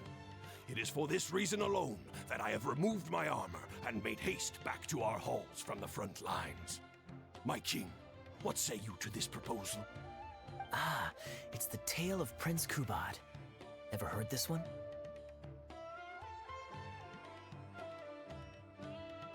Oh, never. Feels like you missed a lot of the backstory. Don't worry, I still remember the general plot. Let me fill you in on the background while the king deliberates. The main characters are the brilliant Prince Kubad and his war-hungry father, King Kabus. The one talking to the king right now is Gundafar, the prince's tutor. When the prince was young, the king was deceived by a malicious rumor that the prince had mistreated his stepmother. He demanded that the prince walk through a blazing fire to prove his innocence. Miraculously, the prince emerged unscathed, thus proving his innocence. But the seeds of doubt had already been sown in the king's mind. Now uneasy in the presence of his mistrustful father, the prince requested to be sent away to the battlefield where he would fight against Frasiev's army. That's the enemy general we heard them mention just now. This is the part where the prince has won the war and decided to forge a peace with the rival nation. He wrote a letter recommending peace to his father. Oh, it looks like the king's made up his mind. Let's keep watching. Frasiev lost because he did not have the blessing of God. Our God will always watch over us and punish our enemies. Once the bells of war have begun to toll, they shall not cease until the blood of our enemies fills the land. There can be no victory until the last enemy soldier has fallen. If Kubad still wishes to be my son and hold the intaglio I bestowed upon him as proof of his royal blood, then he must obey my command. Your Majesty, I must caution that a nation destroyed is not a fallen city writ large. Now, the loss of one city strikes fear into the hearts of our enemies, compelling them to accept defeat and cede land in exchange for peace. If, however, we insist on bringing a whole nation to its knees, then so long as a single person is left standing, they will see us as their sworn enemy, and one day return to us tenfold the pain that we have inflicted on their nation and family. My king, a people is to their nation as wild grass to the open prairie. Though we burn down the whole field and spare not one blade of grass, roots continue to grow unseen beneath the surface. Come the spring, it is all but inevitable that fresh green shoots will rise up from the ashes. Cease, Gundafar. Your mind grows dull in your old age, filled with naive delusions. We shall have no more need of you on the battlefield. As for my son Kubad, I will summon him back to the capital, so he may be tried by a court-martial. What are you saying, my noble king? Why must you mistrust your own flesh and blood and sink ever deeper into the blight of hatred? When he was falsely accused, you once doubted his honor and made him walk through a raging fire. Did he not prove himself worthy by emerging unharmed from the flames? Now you would turn me away when I seek only to provide the wisdom of counsel. What is the justification for this? The justification is that my word, not yours, is the law of the land. Cease and be gone, Gundafar, so you may spend the rest of your days with your wife.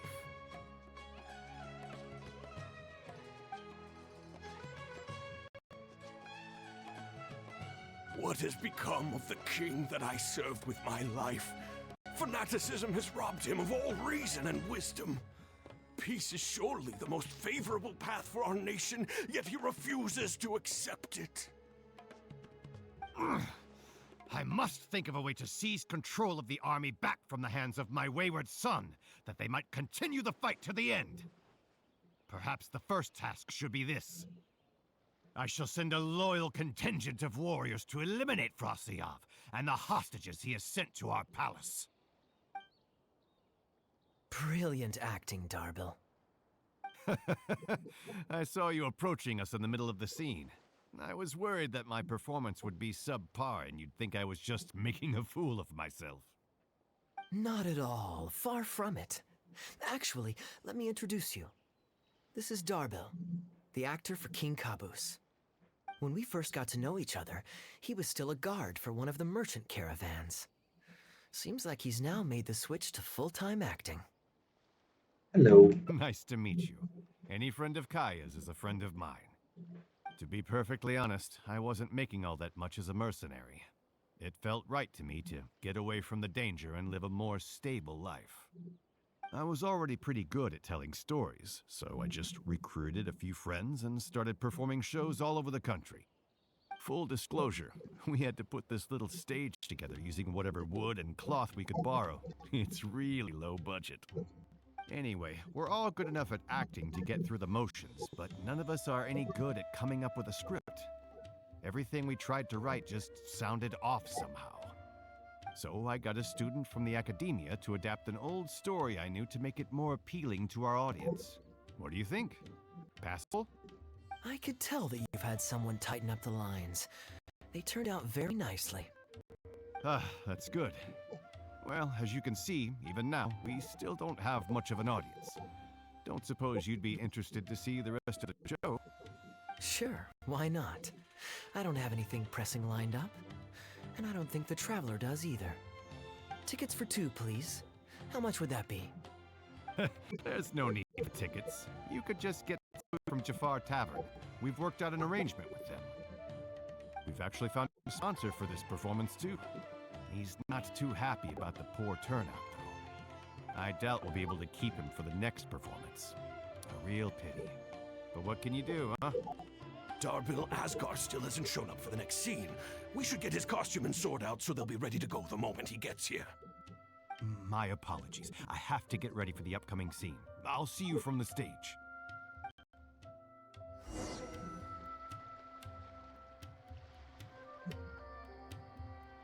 Orders with necessary.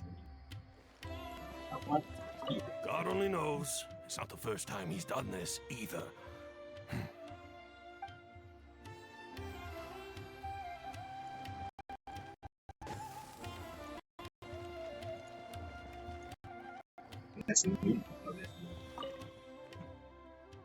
Would you two like to order some food?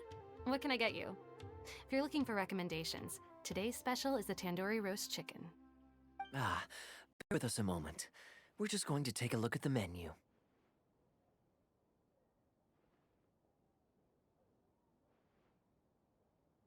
I'm friends with Darbil. I was at Port Ormos discussing some business opportunities, and some crook was trying to pull a fast one on me.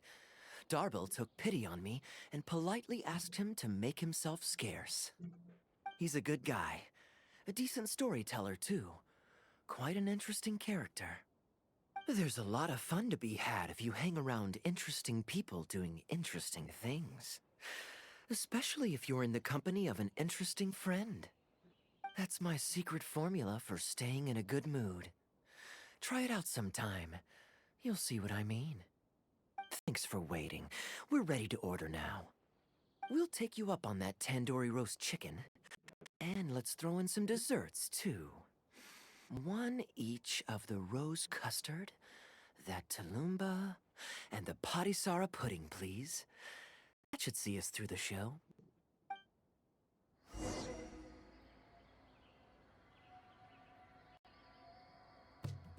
Your food's on the way. It'll just be a few more minutes.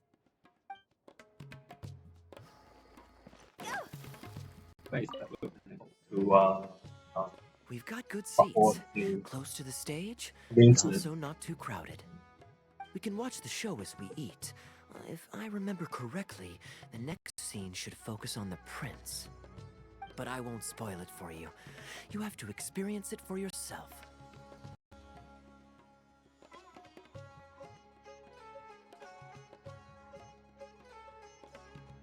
Like the story? Sounds like the story has been quite an impression on you. You could say that. It's always stayed with me because it's hammered home a cruel but realistic truth. People do not choose where and when to be born, yet the circumstances of their birth define the choices that they will have for the rest of their life. Here you are. The check's on the table, too. Just call me over when you're ready to settle up. No need. I'll pay up front. Here. Keep the change. Thank you, sir. Oh, but this is too generous. Call it a token of my gratitude for the excellent service. The food all smells wonderful, too.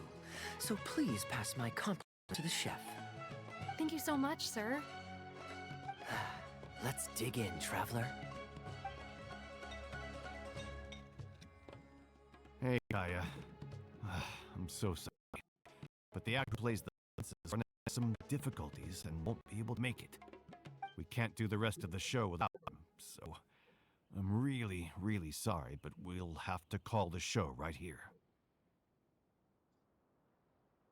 Excuse me. It's too bad that we won't be able to see the end of the story. Did Kaeya kill them for him? Ooh, that would be fun. I wouldn't say no.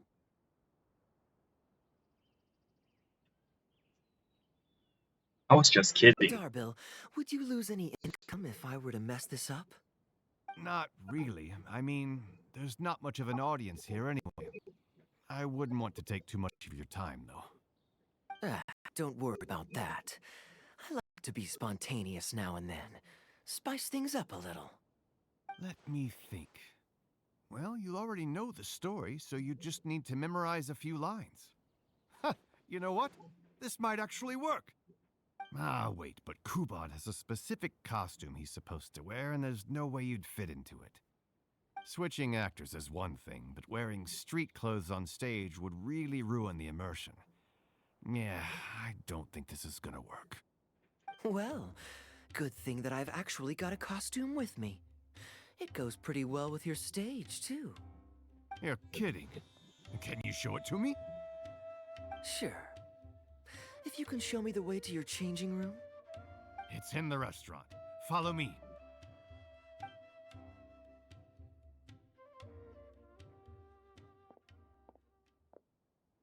Oh, this is why he has the pirate outfit. Okay, that makes sense then. I can actually more skin buckle even. It's titled again. Gotta say, I think I actually look pretty dapper in this. It's a pity I don't have many opportunities to wear it in public. You're such a show-off, but you do look pretty good. Uh-oh, not a fan of me as a prince? I'll have to act my heart out so you'll be too dazzled to make any digs. Kaeya, here's your script for the next scene. It's not too long, but you also don't have very long to prepare. Do you think you can memorize your lines in time? Only one way to find out. Okay, I think we've covered all your lines and movements on stage. You haven't had long to prepare, so don't worry about forgetting your lines. We'll remind you. All right, I'm good to go. Great. Then let's get this show on the road.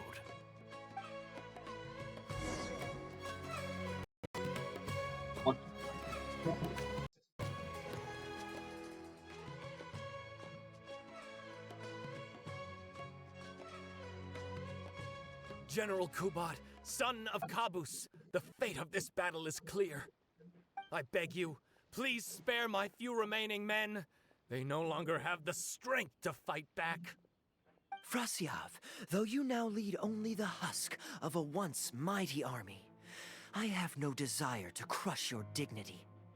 Even your most savage warriors have no desire to see further bloodshed, and none among your ranks have opposed these peace talks. Nevertheless, I must hear it from you one final time. General Frasyav, do you agree to sign a treaty in good faith and commit from this day forth to peace between our nations? With my army in ruins, I am in no position to do otherwise. But on this, I give you my word. Yes, let us end our hostilities and send our surviving men home to their families. We share the desire to lay down our arms for good and liberate our hearts from the dirge of hatred.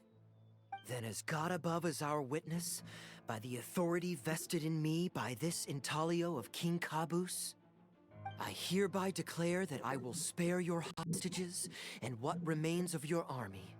May peace be restored to this land, and may these fields of war become a place where crops grow aplenty. My tutor, Gundafar, has already made haste to my father, the king, with the recommendation of a truce. It is my sincere hope that he will see that peace as a path to prosperity and grant me his blessing. Prince Kubad, your name is renowned throughout your land and ours. I will place my hope in your words. One will find on a battlefield no master of ceremonies, nor the paper on which a treaty may be signed. In their absence, let us raise our weapons and swear an oath. I, Kubad, son of Kabus, hereby pledge protection to you and all of your kin. May the oceans be stained red with my blood if I am ever to renounce this oath.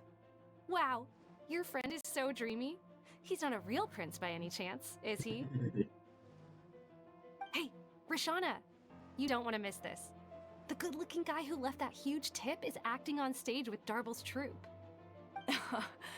Darble's one lucky man.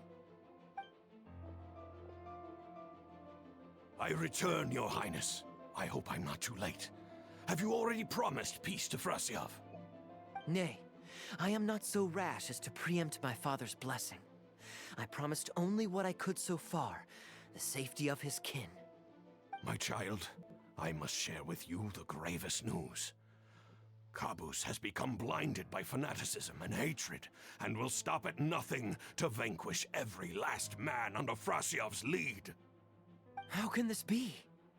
You mean to say that my father has rejected our proposal for peace? He has indeed. I urged him to reconsider, and for this I was rebuked and dismissed from his service. But far stricter punishment than this awaits you, should you return home with your troops. Please heed my warnings, dear child. I dare not imagine what unspeakable atrocities your father intends to commit. Nay, the truce must stand. I cannot renounce my oath. How can man claim to stand above beast without remaining true to his word? The masses have grown weary of death and conflict in both our nation and theirs. We all know to bend his will, and conquer countless more, to satisfy a desire that is his alone. When I departed my beloved home to fight foreign land, I did so to honor his wishes and my duty to our people. Alas, is this fate's grand design? Is this fate's grand design? Kaeya, the next line is, alas, is this fate's grand design, that I should spend the rest of my days in a foreign land, till I am laid to rest in a grave far from home? Must it be so? Huh? Wait, that's not part of the script. Kaeya, did you not hear me? My dear audience, I ask you this. Do you believe in fate? If fate decreed that your life was to end in tragedy, what would you do?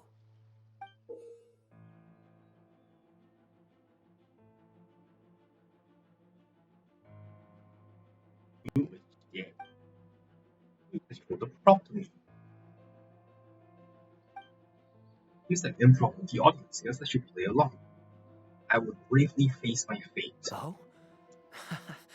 Then so must it be. Yes, so must it be. I shall discard this intaglio and rid myself of the shackles of fate. Wait, but that's not... My dear prince, do you intend to betray your father and abandon your heritage? Fate means to send the machinations of war to every corner of the land, to fan the flames of conflict till they engulf the entire world. Fate would see my sword tainted with the blood of innocence, that the bright banner of my homeland might fly in every nation known to mankind. But I shall not bow to the will of fate. I am no pawn in heaven's plan. Bravo! Where did this guy come from? Is he one of the new hires? Hey, shut up. Stop interrupting. I, Kubad, will spend the rest of my days in a foreign land, till I breathe my last in a place far from home. Oh, at least he brought it back in the end. Prince Kubad, my child, there is no need to be rash. Please bring at least your fortune and the retainers who will always be loyal to you. Gundafar, my dear mentor, You have always been like a father to me. It brings me only anguish to bid you farewell. But I must walk this path, or freedom dies by my hand. Goodbye, my tribe and kin. Farewell, sweet land of my birth. Goodbye, my child.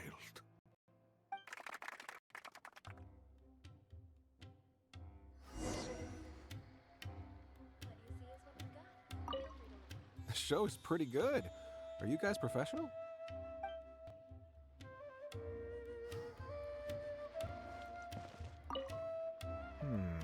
I wonder if I should go strike up a conversation with him.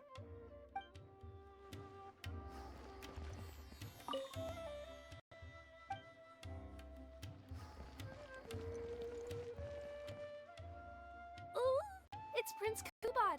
Could I please get your autograph? Why, certainly, ma'am. Ooh, thank you. I'll just go find a pen. Good show, Kaeya. I want an autograph too. Feeling more like a fan now? Acting is quite fun. If there ever came a day when I left the Knights of Favonius, I think I might go into acting full-time.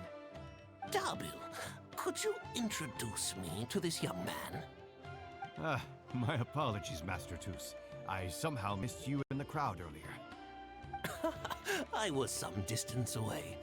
I just came over near the end after I noticed the large crowd gathered around the stage. The performance was outstanding across the board.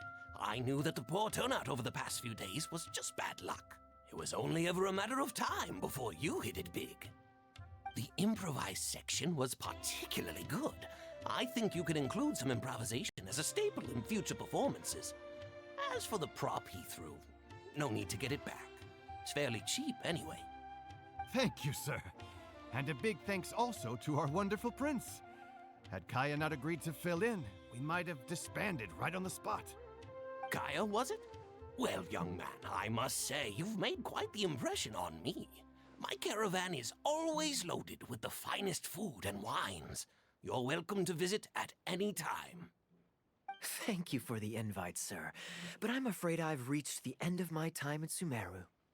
I'm sure that my friends and family in Mondstadt must be missing me terribly. Well then, consider it an open invitation. Once you've been bitten by the travel bug, my friend, you'll be getting itchy feet again before too long. My door is always open. If you're ever interested, please ask Darbil to reach out to me. Darbil, we can continue discussions on the sponsorship once you've wrapped up today's show. I'm going back to the inn. Thank you so much, Master Toos. I'll see you shortly. Seriously, Kaeya, thank you for bailing me out again. You're a good guy. May the gods bless you. You know, you should stay for a few more days. I owe you a meal at the very least. Darbil, Asgar is back. He lost track of time playing Genius Invocation TCG. You've got to sort him out. Genius Invocation again? Ah, that does it. That kid's not getting away with it this time. Please excuse me, Kaeya. I will be right back. Sure, there's no rush.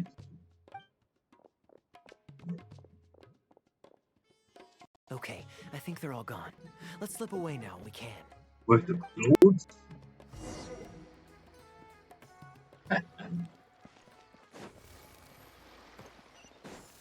Oh, back there.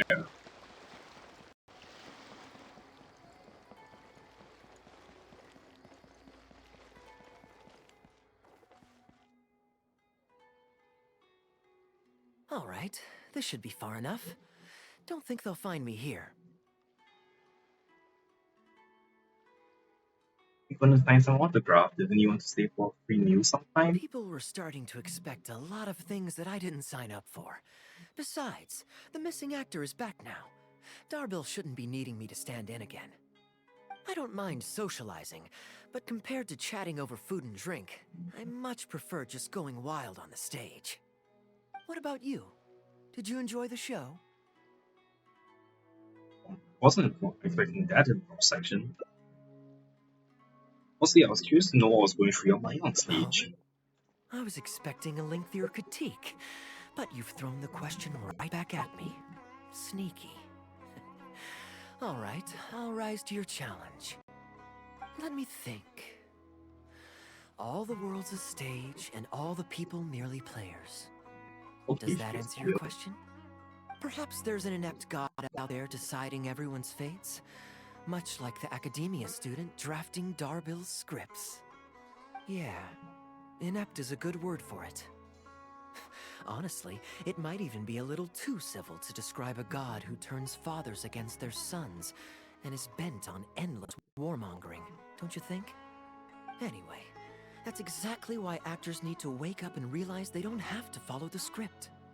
There's nothing to stop them from following their gut and making it up as they go along.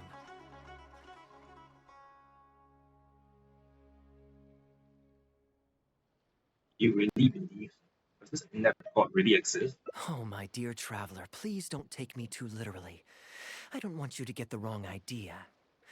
The god is just a figure of speech. The real point I'm making is about the actors. Everyone, you and I included, is both an actor and a member of the audience. If you don't like the script, just walk off the stage and join the audience. You always have a choice.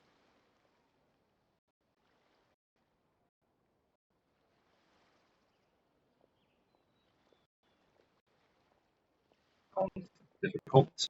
A little too obtuse? Well, don't dwell on it. It's nothing worth losing sleep over. I was just thinking aloud.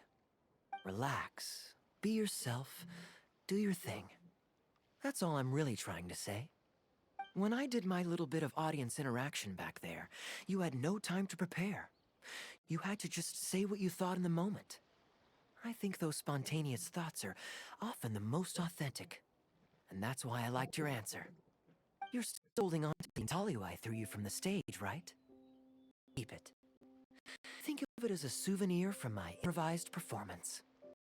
It's been the most fascinating day, hasn't it, little birdie?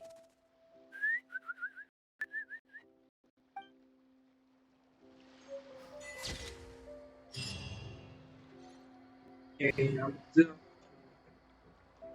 I think this is really fun. Wait, I wanted to save that. What? Yeah, that was really fun. It wasn't very long. I'll probably go into the bonus achievements of stream another day because they have that was a lot. Alright, let me just claim these first though. Then here I thought I'll be able to go and do some exploration in Fontaine after all motives.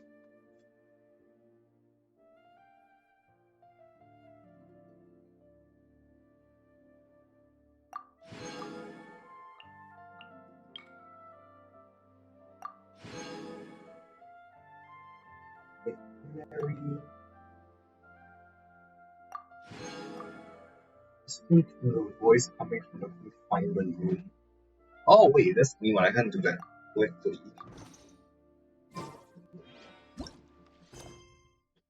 One climb. Confinement room, so please in the confinement room.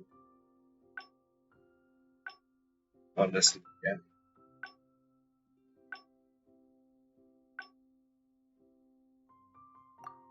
And 2 clients, 3 clients.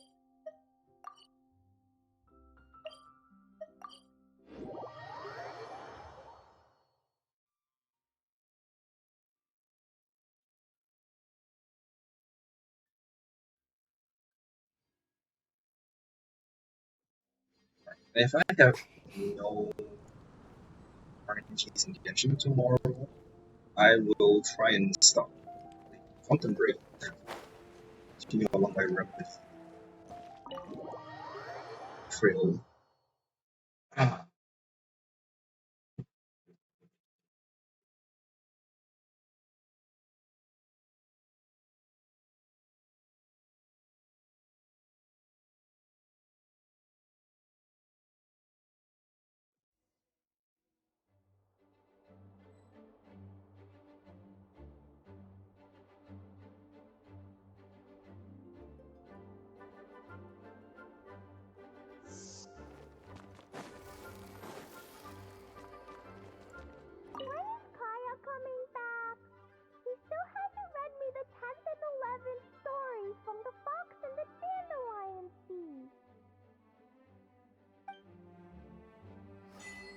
Yay, got it.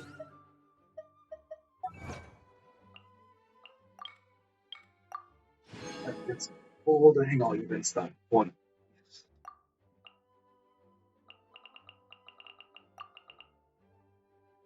Shit, 1.3. Light up the map.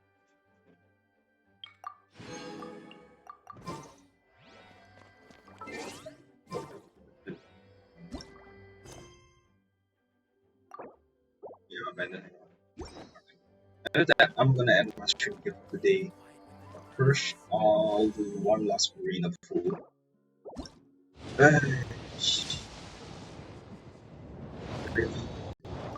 And Arena does not want to come. Oh, the nice Charlotte, that's nice, yes. Yeah, with that, I'm gonna end my stream now. Thanks for watching, everyone. I'll see you all next time. That's not how I want to do that. Damn it. No, not that one.